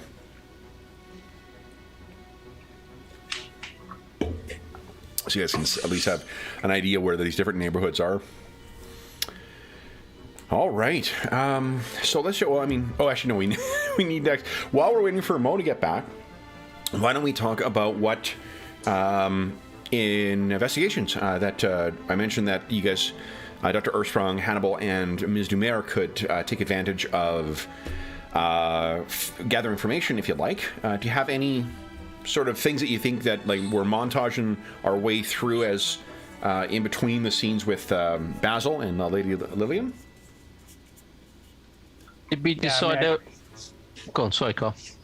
I thought, were we going to go to the union, or are we waiting If there was do this one. investigation first and then go to the union meeting? Sure. Is that what you want us to do? Do the investigation first and then we'll do the union Your meeting? call. Do you want that? For the scene? Like the upside to the gather information was that you'll have access to that information when you try and make your way into the union? Yeah, I think gather information might be a good idea. I mean, he's going to use diplomacy to gather information then he's going to talk to, go to the Legion Hall, talk to the vets, see if any of them are associated with this. Yeah, okay. These companies. So, and I can't remember. Do you have what is it? Warfare lore or? No, I do not. I have. Yeah, I was going to use diplomacy. Yeah. Go ahead. Give us a diplomacy check, please. Oh, I wonder. I didn't even. Oh, we don't get skills until next level, right? Third level. Level 3, I think, is when you get skill. More New skills. skill points. Okay, well, he's going to use diplomacy then, but that's a good one to get. I should get the warlord thing. Okay. Oh, that's good. Nice. So I think if you ask around, what is it you're specifically asking about? I'm just asking if any of these guys have heard of what rumblings of this conflict, and if there's going to be a strike or So anything like that. Yeah, that's a pretty high, a pretty good roll for your level. So I think what you find is basically more support for what you read in the paper. Things were not at they weren't at the stage where even like an industrial action was going to be called here. This was nowhere near the level of escalating to the point where any of the anyone would be involved to try and murder people. So that's the word, at least what you've heard. I think you probably run into one corpsman who maybe works in the warehouse. Yeah, and they say like no, like the what Iggy, he was a good shop steward. Like he worked really well with management, but in a way that he seemed to speak to Blackacre the way that what do you call it? The way that like one would speak to another man. The way he wouldn't listen to a working class. Wow. So he's kind of a rare good guy, kind of. He was a. We always knew he had our interests in at heart. Yeah. Okay. Yeah. Madame Dumer or Dr. Ersprung? Well, yeah, following up on what Hannibal was doing, I wanted to see if there was any actual meetings, either official sort of union meetings or those sort of union meetings that are done behind closed doors where they're actually planning and scheming to burn places down and, you know, cause trouble and violence and either of those. Yeah, go meetings. ahead. Why don't you give us a diplomacy check, please? What is your lore, or what are your lores again? Underworld. You can give an underworld lore check if you'd like. Okay. Spend a hero point then? That. Yeah.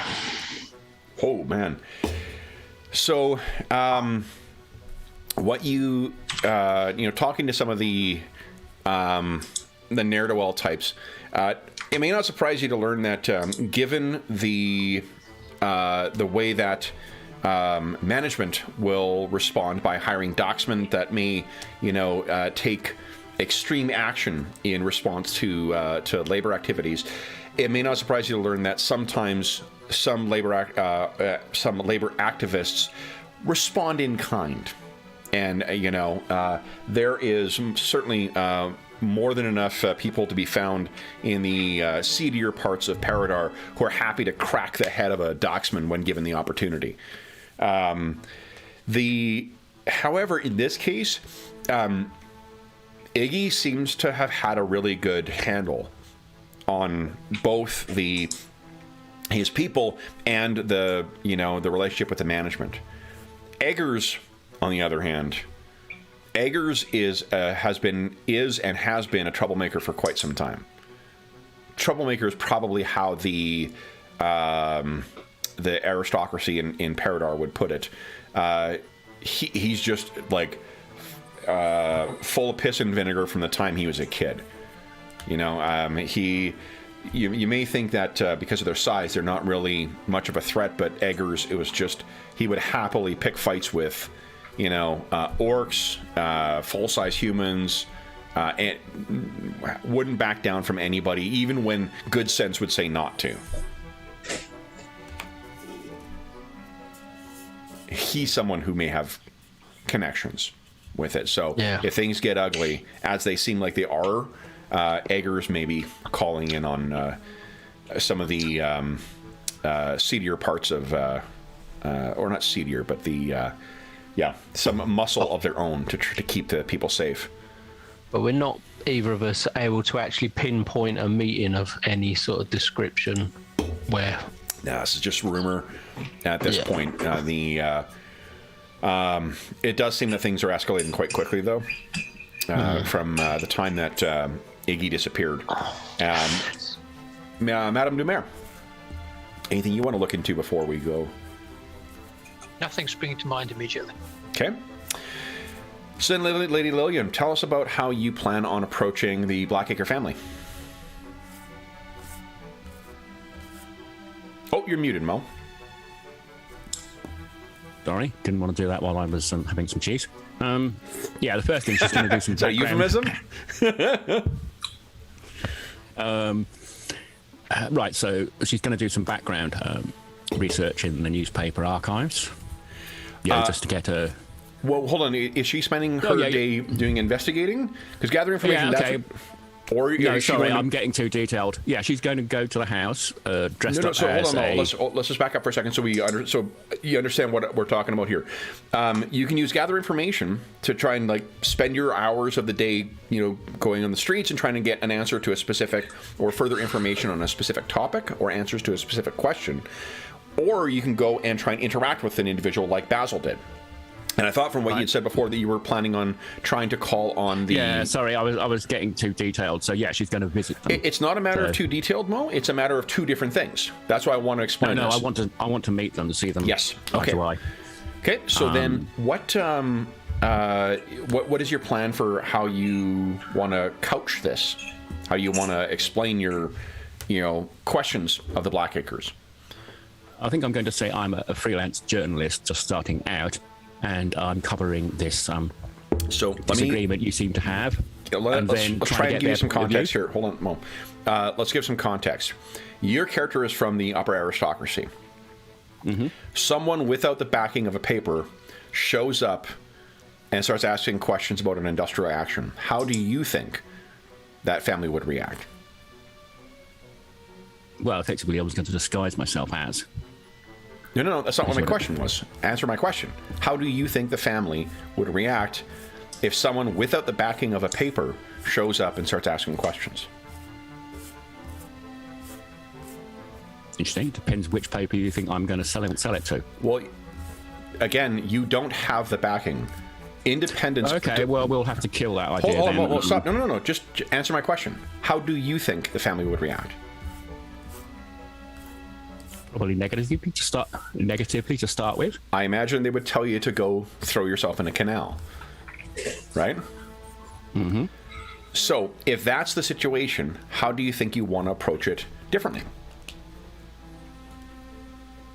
Because I'm not saying it's impossible for you to do, it's just your character would be aware of the circumstances, and someone showing up without the backing of a paper, without a byline to point to say that they're an influential person, they're going to tell you to go fuck yourself. Because they can. If you had a byline, then you've got, they may be a little more willing to open up, but you need to be able to couch that in a way that gets that access that you need. Does that make sense? No? Yeah, I was just thinking, could I use society to find... I mean, do the nobles actually own newspapers like they would here? Like the important people?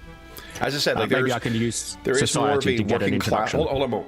If I'm talking, please stop talking over me. One of the papers is the one that Basil's contact works for, the Globe. That one is more of a working class, free press kind of paper. There are other papers here that are more business oriented and more like friendly to the government, friendly to the business side. That definitely, if you were able to pass yourself off as one from there, that might be more acceptable than just a random person coming in.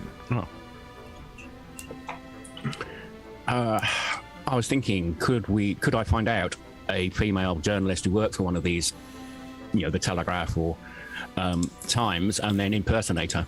Yeah. So let's see here. I think let's just use this as I think finding a name on a byline would be easy enough. So it's just going to be a matter of deception, of trying to convince them that you're that. So maybe. Do they have photographs at this point? Are there daguerreotypes or what have you? There is a magical or a mechanical alchemical process they've got to take photographs. Would I be able to find a photograph of this woman, and then just to give me an idea to disguise myself? Sure. Yeah. So why don't we do this? Why don't you give us a... Well, we'll roll it in a moment because we'll see how convincing the disguise is. So you're planning on showing up and presenting yourself as this woman? Let's give a name to the byline, too. There you go. Do this.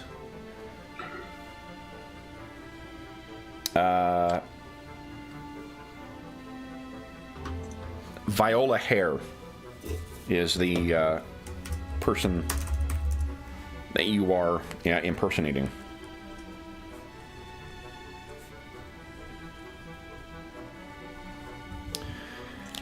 So I've also got that. So yeah, I think I just need that to do it. So it's just a deception check. So there are certain things where training. This is actually similar to some of the 2D20 games, but there are certain things that you for kits or training in certain skills. In some cases, it'll make things easier, or make your chances of success greater. And there's other times where you just you can't do it without access in that way. This allows you to do that. So this is why don't you give us a deception check, please? I'll hero point that, I think. Okay. Assuming I check myself in the mirror and I look nothing like Yeah, that. the first try is not great. You got her like a clip out from the paper on the wall. Pretty good. So you feel it's a pretty convincing disguise. Yeah, and obviously she'll with a disguise she'll maybe have like a hat with one of those little half veil things, Okay. the posh hats. Okay. Might help. Right. Okay. So we see you approaching the Blackacre estate. Let's go over to the posh part of town here.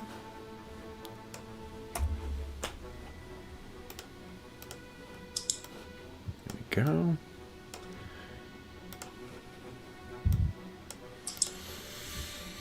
And as you approach the home, you knock on the door. You kind of adjust your hat one last time, and a manservant answers the door. The manservant is human, and he's probably approaching like late middle age. Yes, madam. Oh, good evening, my man. I'm Viola Hare. I would, and I'll hand him my card. And I would like to speak to the Lordship, Sir Blackwood, about this these incendiary ruffians that are trying to run a strike and damage the country's interests. Why don't you give us a diplomacy check, please? Nat 20. Obviously a paper reader. One moment, sir. And madam, he leads you in. You kind of wait in a waiting area. Goes in, and then after a bit of a wait, you can hear he's so eager to see you that he actually comes out rather than the manservant. And Sir Andrew Blackacre is... I don't think I've got an illustration for him. Hold on. Let's take a look. Let me upload something.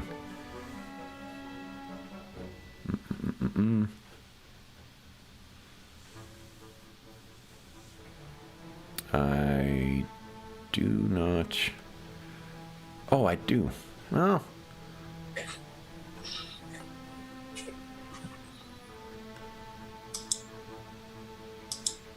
No, I don't have an illustration for him yet. But he comes out, and he's dressed in like a long, maroon coat, well-tailored. It looks like he's probably, he's human as well. Probably in his maybe late 40s. He's thinning but not bald. And he's got a big... honey drip mustache that kind of grows down, and then grows into an impressive set of mutton chops. And he shakes your hand.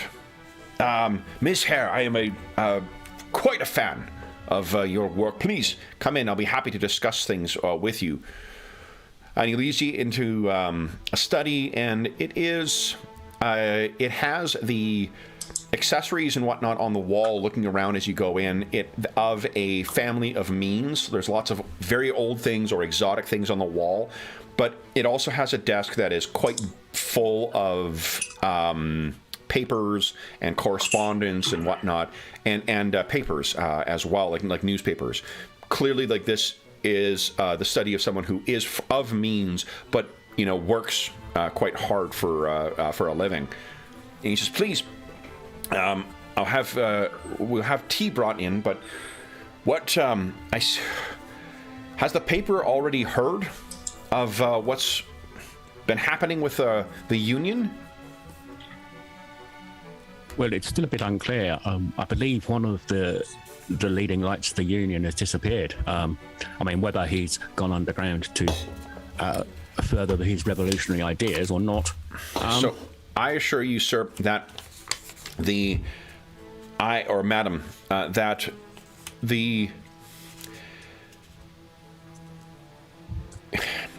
we have had no ill relations with Agig. Agig was the shop steward who has gone missing, and there is none save his family who is more upset than I am at his disappearance. Agig was a solid and dependable worker, and worked very well with the... kept his lot in line, as it were. Unions make any work challenging, of course, but he was one I could work with. Do you see? Mm-hmm. Yes. Do I think he's lying? What is the sense motive equivalent here? It is a secret perception check that I roll. What is your perception? Base. It's What's 5. the bonus? Bonus I need. 5. Plus 5? Okay. As far as you can tell, he is definitely being earnest, but the way that he is talking about him, there's something off about it. There's something a little strange about it. You've not known... I mean, I'm not sure that Lady Lillian has had a lot of dealings with, the relationship between management and union, but in this case, like the way he talks about this guy, I don't think you've ever heard anyone talk about a shop steward or other, union official the way that he talks about him. So they're normally much more negative. They're more, I mean, it's a necessary evil, right? Like if someone is successfully able to unionize, it means that they get less money, right? So that's a little odd. Okay, well, I'll ask him what he thinks with Igig missing. What do you think is going to happen? It would be terrible if outside agitators took over the Union and tried to use it for their agenda. His brother has taken over now, and he is simply one I cannot deal with. You can see as you're taking your tea, you actually rolled quite well for your perception check.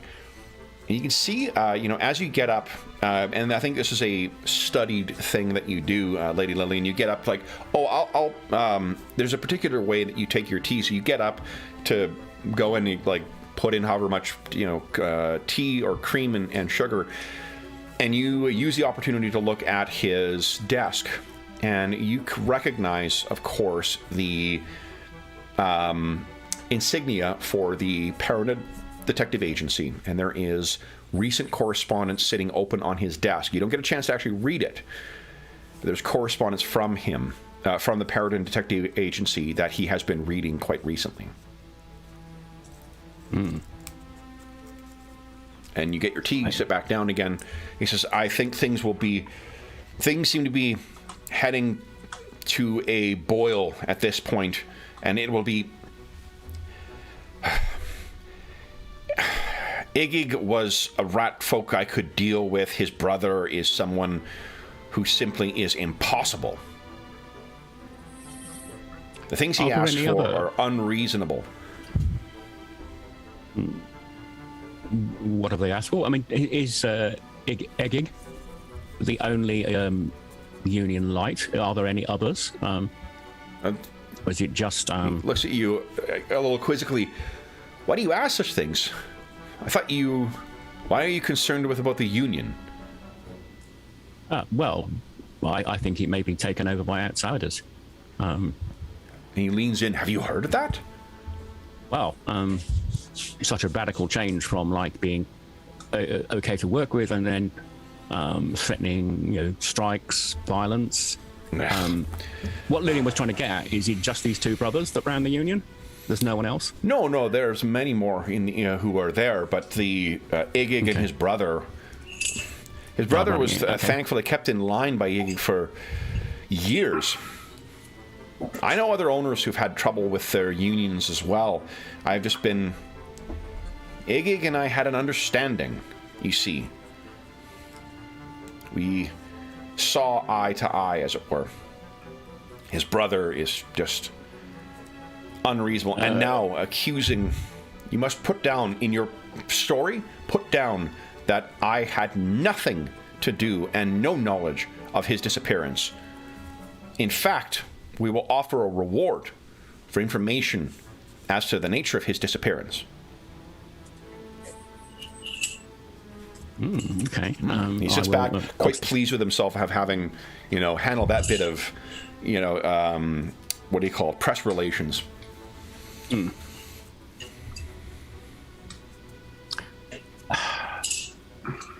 Yes, I mean, I'm going to say yes. It's terrible. These things are better handled quietly, which will wink a bit. And it'd be terrible if he looks at you and kind of nods, says, "Oh, we shall ensure that things are put back in proper order soon." And he sips his tea in the most sinister way. Well, I think I will make small talk for the next. Sorry. What was that, James? Strokes his white cat. Exactly. Well, I've got a suitably evil-looking Persian cat that is the model for my other games, familiar. Well, I'll make small talk then and make some more notes, and then after 5-10 minutes, I'll thank him for his time. You're obviously a very busy man. I can see you've got lots of correspondence to deal with, so I'll make my excuses and leave. Much to do. So he, go ahead, Mo. What? I was going to say, as I'm leaving, can I sort of like go near the desk and sort of like putting the teacup down just to see if I can do a quick glance at the... You can take a quick glance, or you can try and... Are you trained in thievery? I am trained in thievery. I'm just trying to take a quick glance. I think getting caught would really blow it, and I don't want to risk that. You're sitting on, 2 hero points right now?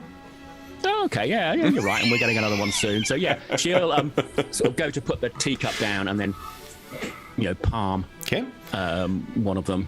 Go right ahead. Why don't you give us a thievery check? You want to spend one of those hero points? I think I will. So you lean over, and what do you think you say to distract him momentarily as you quickly, fold this? Maybe I fake sort of like tripping on the carpet and sort of almost like go forward and catch myself. Oh, sorry. Oh, my lady. Sorry. It's these are new shoes. They are breaking them in. I'm breaking them in. Quite fashionable, though. My wife has something similar. Yeah, I'd imagine it's those Victorian style. Yeah. Okay. Kitten heel type boots. So I'll do that, and I'll say, "I'm sorry," and I'll put the cup down as I'm falling, and then I think you. And so he turns his back for a moment. Your hand flashes out. You snag that correspondence, and you were able to make your leave of him without any further incident. Right, back to the office. All right, so we'll picture that you guys are all getting back. This is probably like late afternoon by the time you're all making your way back. You've all kind of gathered. Sally, is there anything else you can think of that you would like to have investigated during the day? I think I'd have gone around and tried to,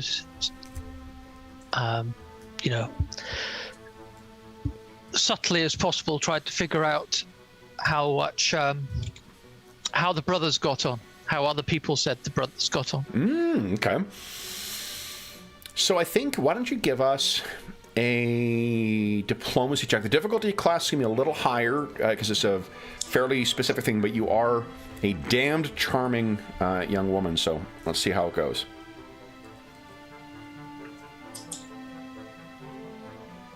And you're sitting on a bunch of hero points too, so. Oh. Come on, you. He's pretty good. Yeah. You want to try again? Yeah, why not? Let's try again. Oh, well, that's telling me that's what I'm destined to have. Yeah. So I think what you do here is that there are... what you've heard, I guess, from the few that you've been able to speak to is just that there is a marked difference between the personalities of the two.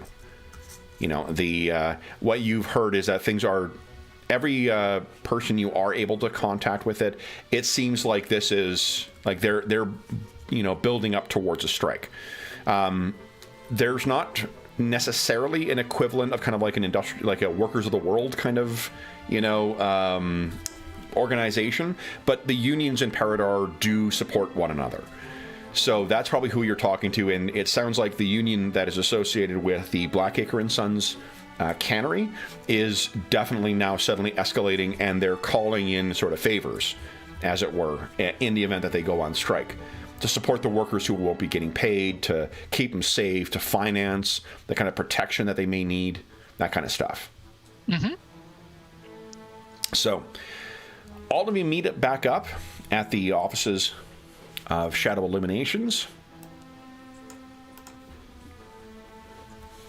Who do you think is the last to arrive?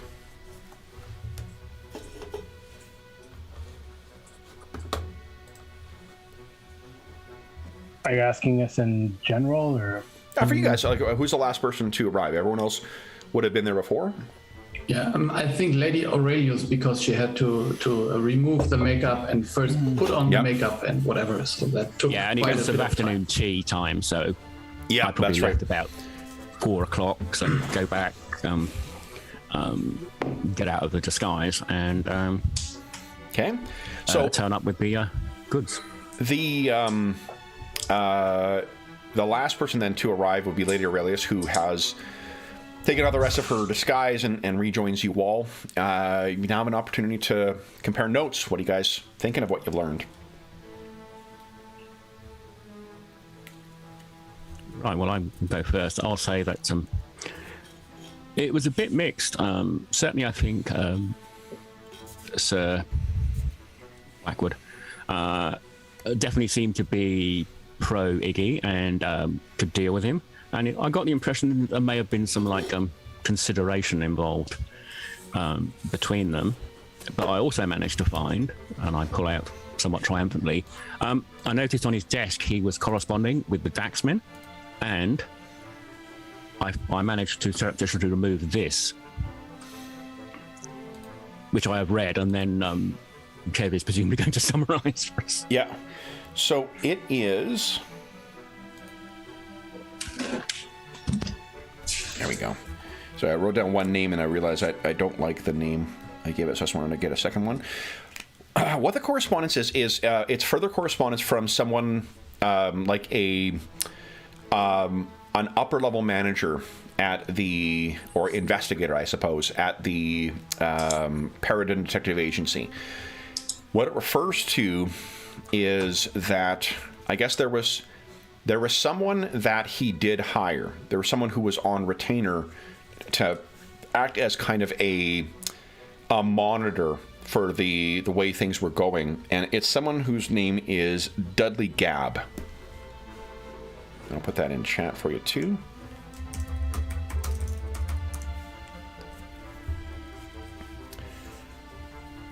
What the correspondence suggests is that Sir Blackacre was supposed, or Sir Andrew was supposed to meet with this representative, this Dudley Gabb, who's an agent or investigator. He's a Daxman, and he's been missing for 3 days as well. He went missing at the same time that Igig went missing. Gabb, they seem to be apologizing for it because they don't know what happened to him, or at least Gabb has not checked in with them, and they're assuring that they will be supplying what is necessary to respond to the change in circumstances at a rate that reflects the failure of Gabb to monitor the situation.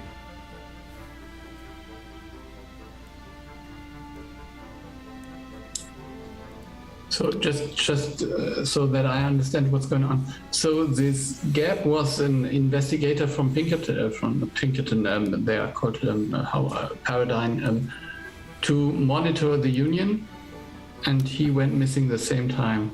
Sounds like, yes. Yeah. Okay.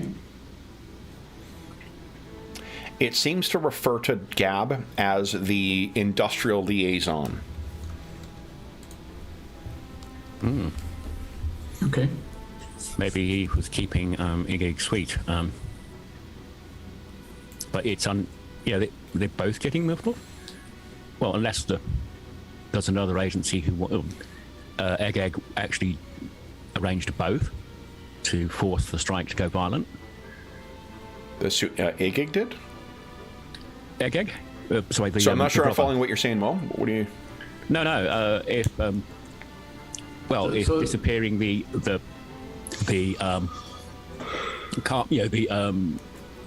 conservative Shropshire and the Daxman would annoy both sides. You know, it would rile up the Union, and then the Pinkerton's Daxmen would be really pissed off. Not Pinkerton's guys. The Paridar Detective Agency. Paridar Detective Agency. Sorry, yeah, I was.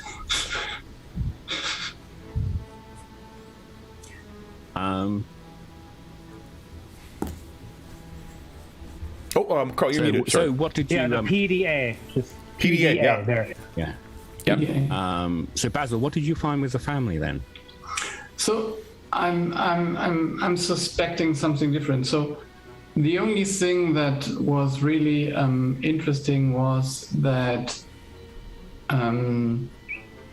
Igig was given 100 gold coins before a month before he disappeared. So a month for so, and I think that he was given it for either a specific thing he had to do, or in order to keep it safe. So if we find who gave him the money, I think we find why he has disappeared. And if he has disappeared as well with some detective, I think that there might be someone else involved. So I can hardly imagine that Blackacre would give him an extra 100 gold coins. He was already a good worker, and he did what he had to do. So why give him extra money? Doesn't make no sense. And I'm also sure that he would not sell out his family, which means the red folk community. So I guess there is someone else involved here. A third party that we haven't found. Lydian's going to look at him and say, Basil, I think you're too pure for this world. I would imply that money was from Sir Blackwood to keep him, Blackacre. Blackacre, sorry. But why? Have you not heard of the concept of bribery? Yeah, but why bribe him if he is already doing what he is? It makes no sense. Never change the running system. So it worked. How do we know this hasn't been going on for years? I mean, it might just be business as usual.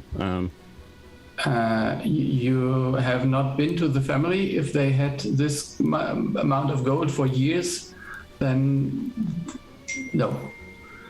Well, he may have been diverting it to other union activities.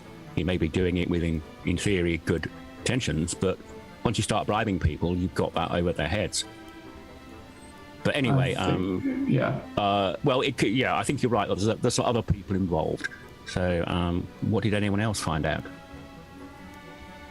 Looking at Sally and Hannibal. Well, I just talking to some of the workers. They really respected and liked Igig.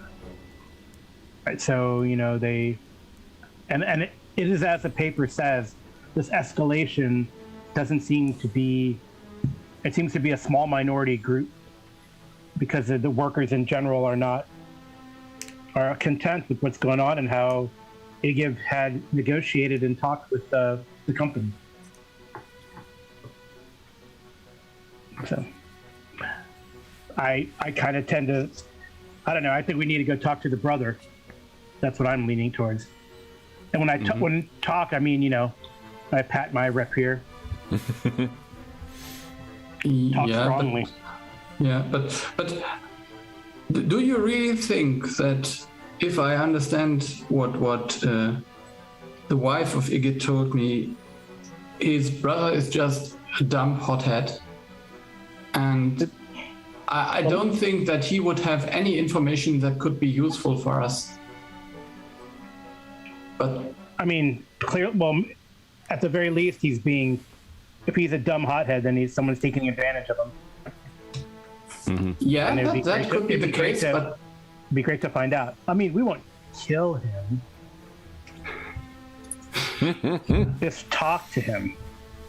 yeah, I think it's too early for your speech, my dear friend. I have seen you talk to other people, and it's maybe too early to do this kind of talking. Only the bad ones. Only those who deserve. If this 100 gold isn't from Blackacre as a bribe, what is it? No, I don't think it is. Well, what is it then? That's the question. I would imagine that somebody else is just giving him money to shut up or to put it somewhere safe. I don't know. It just makes no sense. Yeah, but who would give it money to this guy just to keep it safe? I mean, that's what a bank's for, maybe, or underneath your mattress. You don't give it to a random dude and just say, "Can you look after my you give it year's to salary?" someone. No, you give it to someone you trust, and he was trusted by all of the workers there. You guys would not need to make a roll. As with him, there's no way that workers would be able to have that much of a nest egg they'd be sitting on. No. That's clear to me. Yeah, but So maybe it's a bribe from someone else, and he just didn't want to give it back, but didn't want to. yeah, or he couldn't. I'm leaning to someone else, some other company involved, someone maybe from the docks involved. He caught someone smuggling or whatever. So he found out something that is outside the ordinary, and they tried to involve him in it. But they gave him a bribe. Yeah, but it's not Blackacre himself. It's someone else, someone Or even- maybe within Blackacre, but not the guy who runs the company. Okay, Lillian's going to say, well, we know that they're talking to other unions. Maybe this is a strike fund. They're like keeping safe.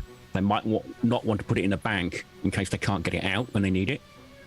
That does actually happen in real life.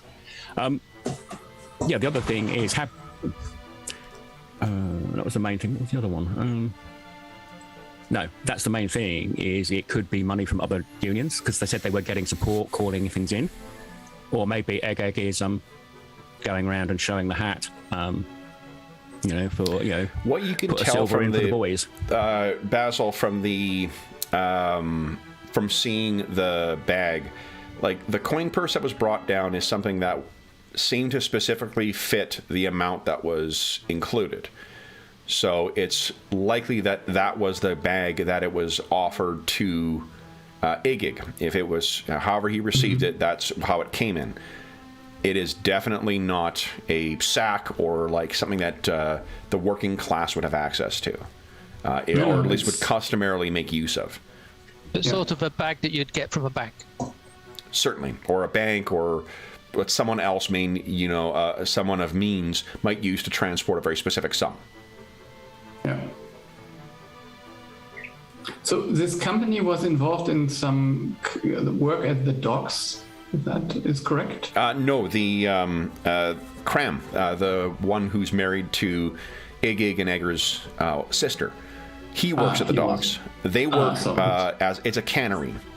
What you do know is it does have access to one of the things that Paridar used to make use of was canals to move to transport goods and whatnot from the wharf up to the rest of the city. They'd make use of these series of canals. Now it is with industrialization, it's usually trains and whatnot that make up or trolleys that transport the goods. You know the area well enough to know that there still is canal access to the Blackacre and Sons warehouse, but it's sort of disused. That would be make use of to do other things like smuggling or something. Quite possibly. There's certainly other places in town that have made use of that. Yeah. And that would, I could imagine that he found out in some way and they wanted to shut him up. And he took the money at first, and then he got second thoughts, and then they tried to get rid of him. And maybe this Dudley guy found out as well. That would be something I would believe, but I don't know. Dr. Earthsprung, what are you thinking? I'm still wondering if there's another major competitor to Blackacre and Sons.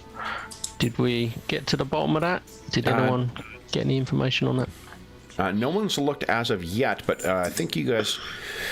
Who'd like to take the hit for the gather information bowl for that? Yeah, I could. Okay. We get a +2 bonus. So society. This will be diplomacy, actually. Unless you've got a feat that allows you to sub society in for gather information, it's diplomacy. I might actually have, but I don't know, so I would just take diplomacy. Okay. Nice. So it's 23 then. Yeah. So it does appear that there are up and coming companies that are trying to break into the cannery business as well. However, nothing's at the point right now where it could position itself to try and, squeeze out Blackacre and Sons for the contracts that it has with, particularly with the Paridar government. Okay.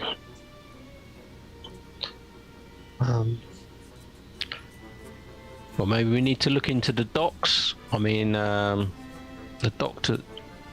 doctor's happy to use his underworld sort of skills tomorrow to just blatantly look for any knowledge of Dudley, Gab, or Iggy just disappearing, just any knowledge of anyone knowing about it. So he's happy to do that. Yeah. Just a hunch. Did you hear anything about people getting sick from eating some canned stuff? Nothing you've heard. No. At least nothing in the papers, and nothing that you've come across thus far. So Basil, do you think we ought to use the canal to have a snook around this? Yeah, we it's a could. disused part of the factory. At one night. Yeah, why not? Okay, so you guys are thinking of Maybe staking out? after Dr. Unsprung finds out whether there's anything he can find out, maybe we plan a little break-in. Sorry, information gathering exercise. And she smiles. Yeah, I mean, there's no time like the present. We could go and investigate that tonight. Could do. We should. Okay. Ms. Dumaire or Hannibal, anything you guys want to add? No, but Hannibal would volunteer to go. He can be sneaky. And so can Sally. She's rather good at the whole stealthy thing. Mm-hmm. So, what is the plan then, guys? You're having your dinner together in the big, long table at Shadow and Illuminations. What's the plan for the evening? Yeah, let's sneak into the factory and find whether we find something that is unusual. Yeah, I mean, do we go on foot, or do we try and borrow a barge or a small rowing boat or something? Yeah, some of us might be actually just using the water. Look at Sally. Presumably we can follow Presumably we can walk down the canal, what used to be the canal towpath, and then get in that way.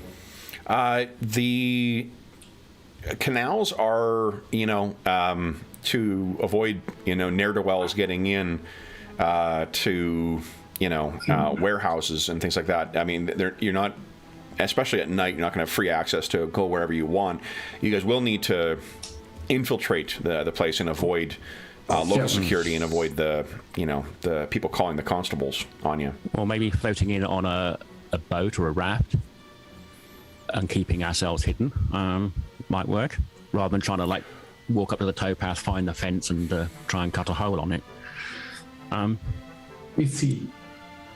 So, Adam, do you think one of your friends could arrange for us to borrow something? So again, like the canals can be closed off, right? Like there's canal gates. So if you're trying to gain access, was it locked? You mean? Yeah. Yeah. Well, no, not locks necessarily, but there are gates in the canal. It's not locks where it's different levels where you're going up and down. See. Yeah. So, like, you can try and gain access to it surreptitiously. You guys certainly have are equipped with the capacities to do that, but you can't just like float a boat down into the. No, it's just I thought that might be less secure because it's disused, whereas the train entrances probably are a bit more heavily guarded. They're both. Probably have lights.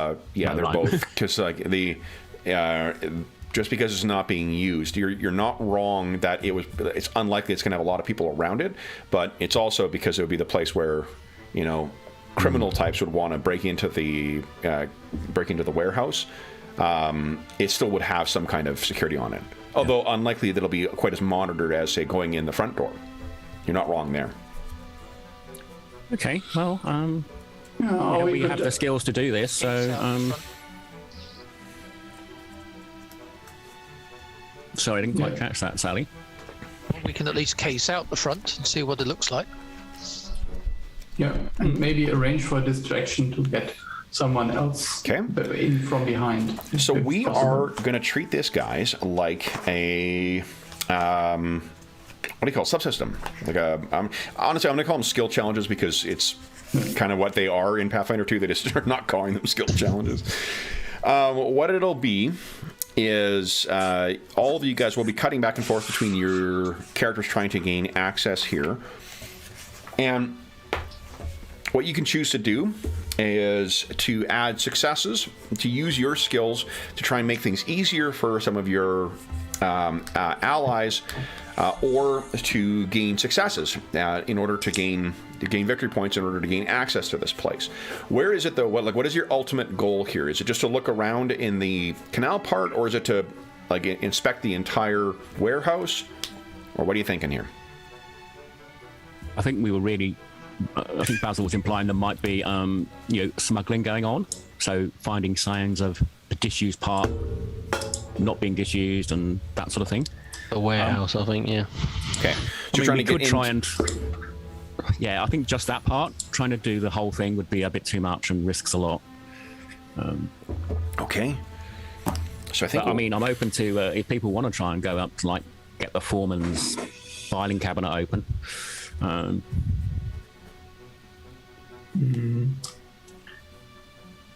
Yeah. I'm just thinking whether we really need that. If there was smuggling going on, we could maybe find out by just using underworld contacts to know whether there was smuggling going on.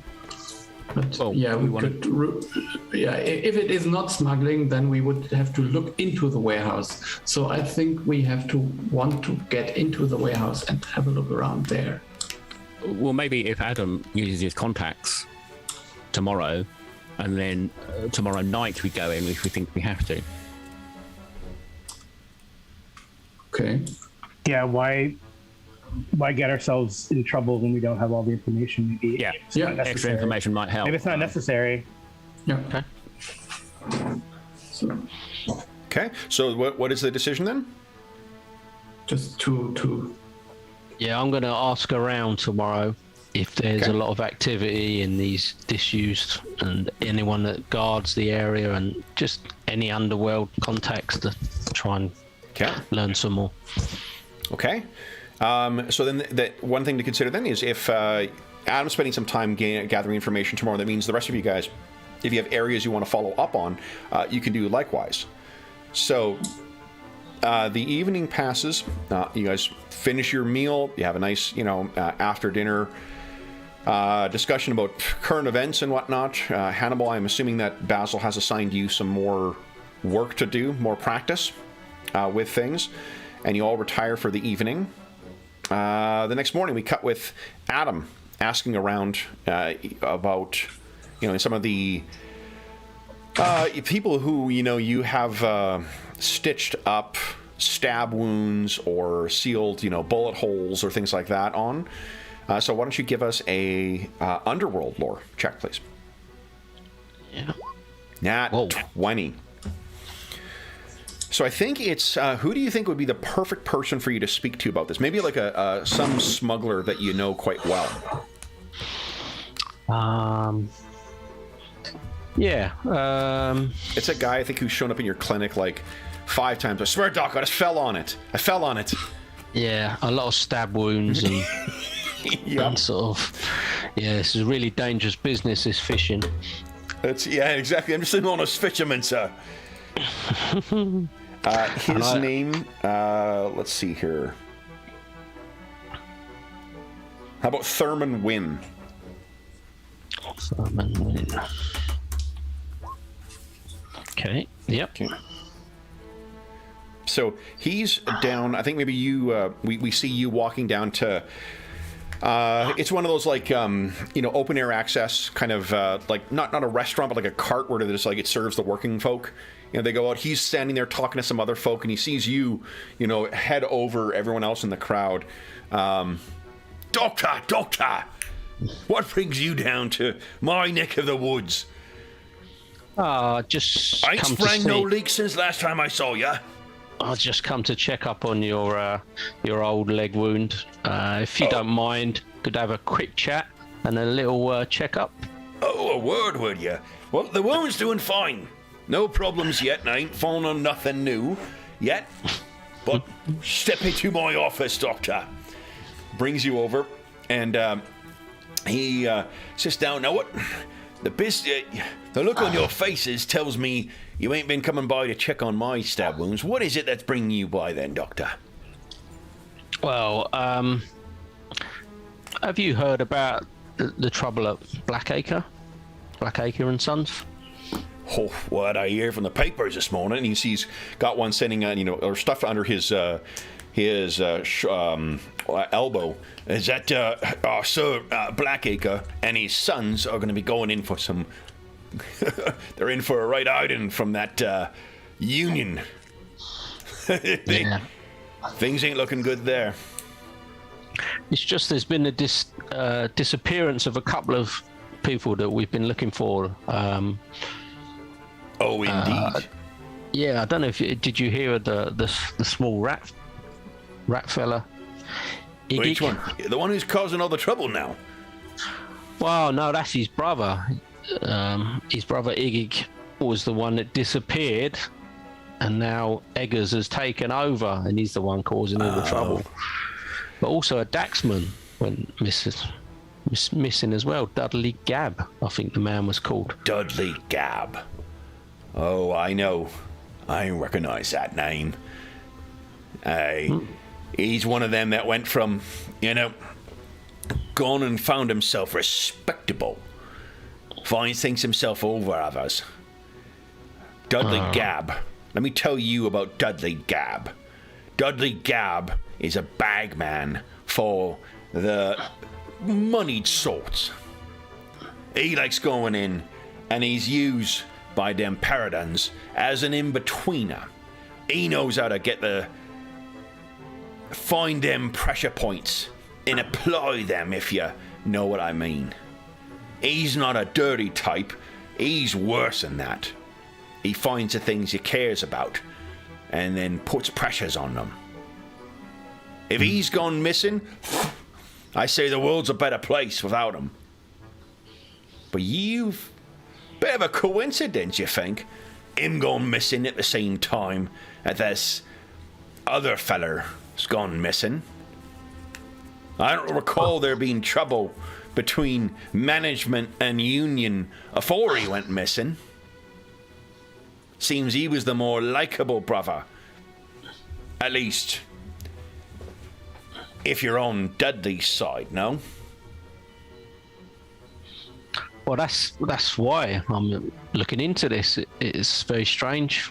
Why do you think I might know something about it? I'm an honest fisherman, Doctor.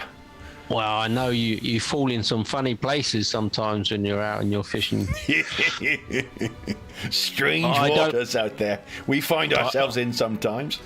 But I never ask any more questions. But today, I feel I need to. You're certainly owed. After the amount of holes you've stitched up on me, you're welcome to ask them. What can I answer? I can tell you, me and my kind, the honest fishermen, we don't know nothing about what's going on at there. Seems like it's going to an end, and they're going to be finding head crackers on both sides. I wondered if you'd seen anything mysterious in these docks. Any these old buildings, these warehouses that haven't been used for some time. Anyone taking up any residence temporarily? I tell you, sir, I don't know which of your minds it is that thinks this way, Doctor, but I certainly like the way this one thinks. If we could...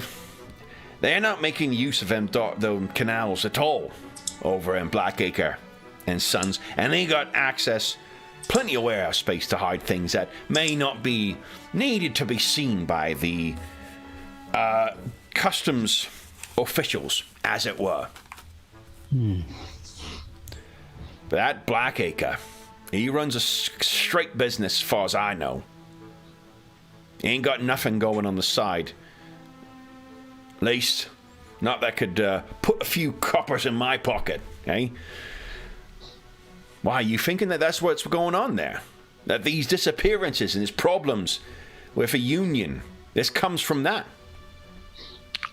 Well, it just seems to be convenient that these canals are not used and these warehouses are not used if you're going to hide something or...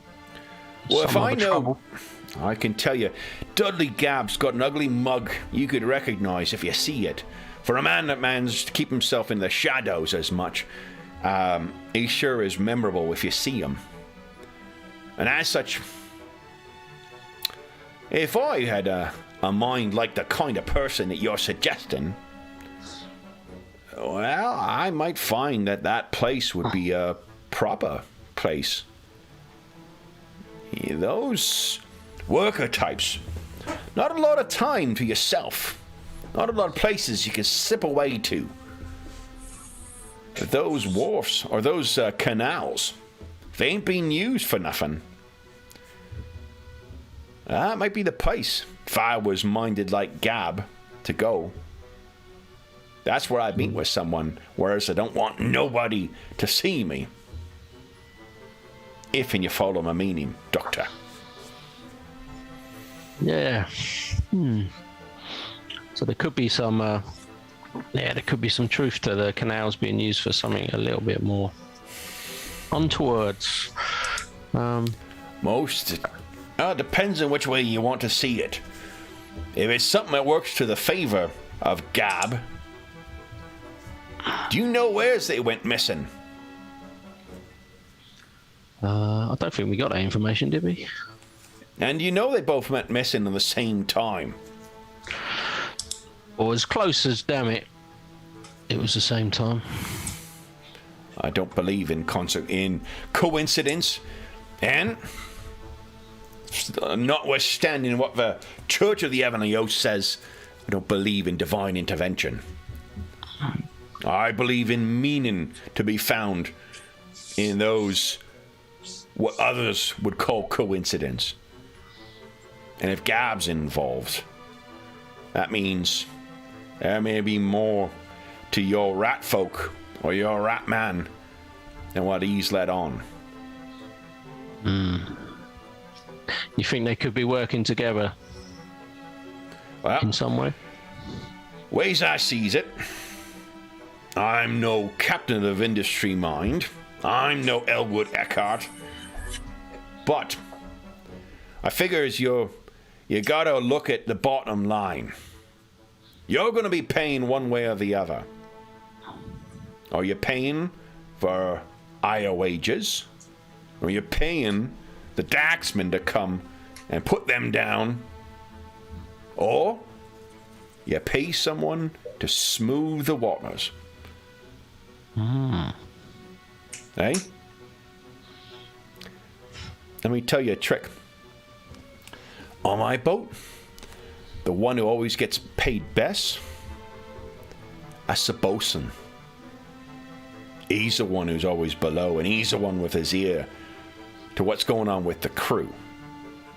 I trust my officers, but they's officers, and they don't hear what the bosun hears.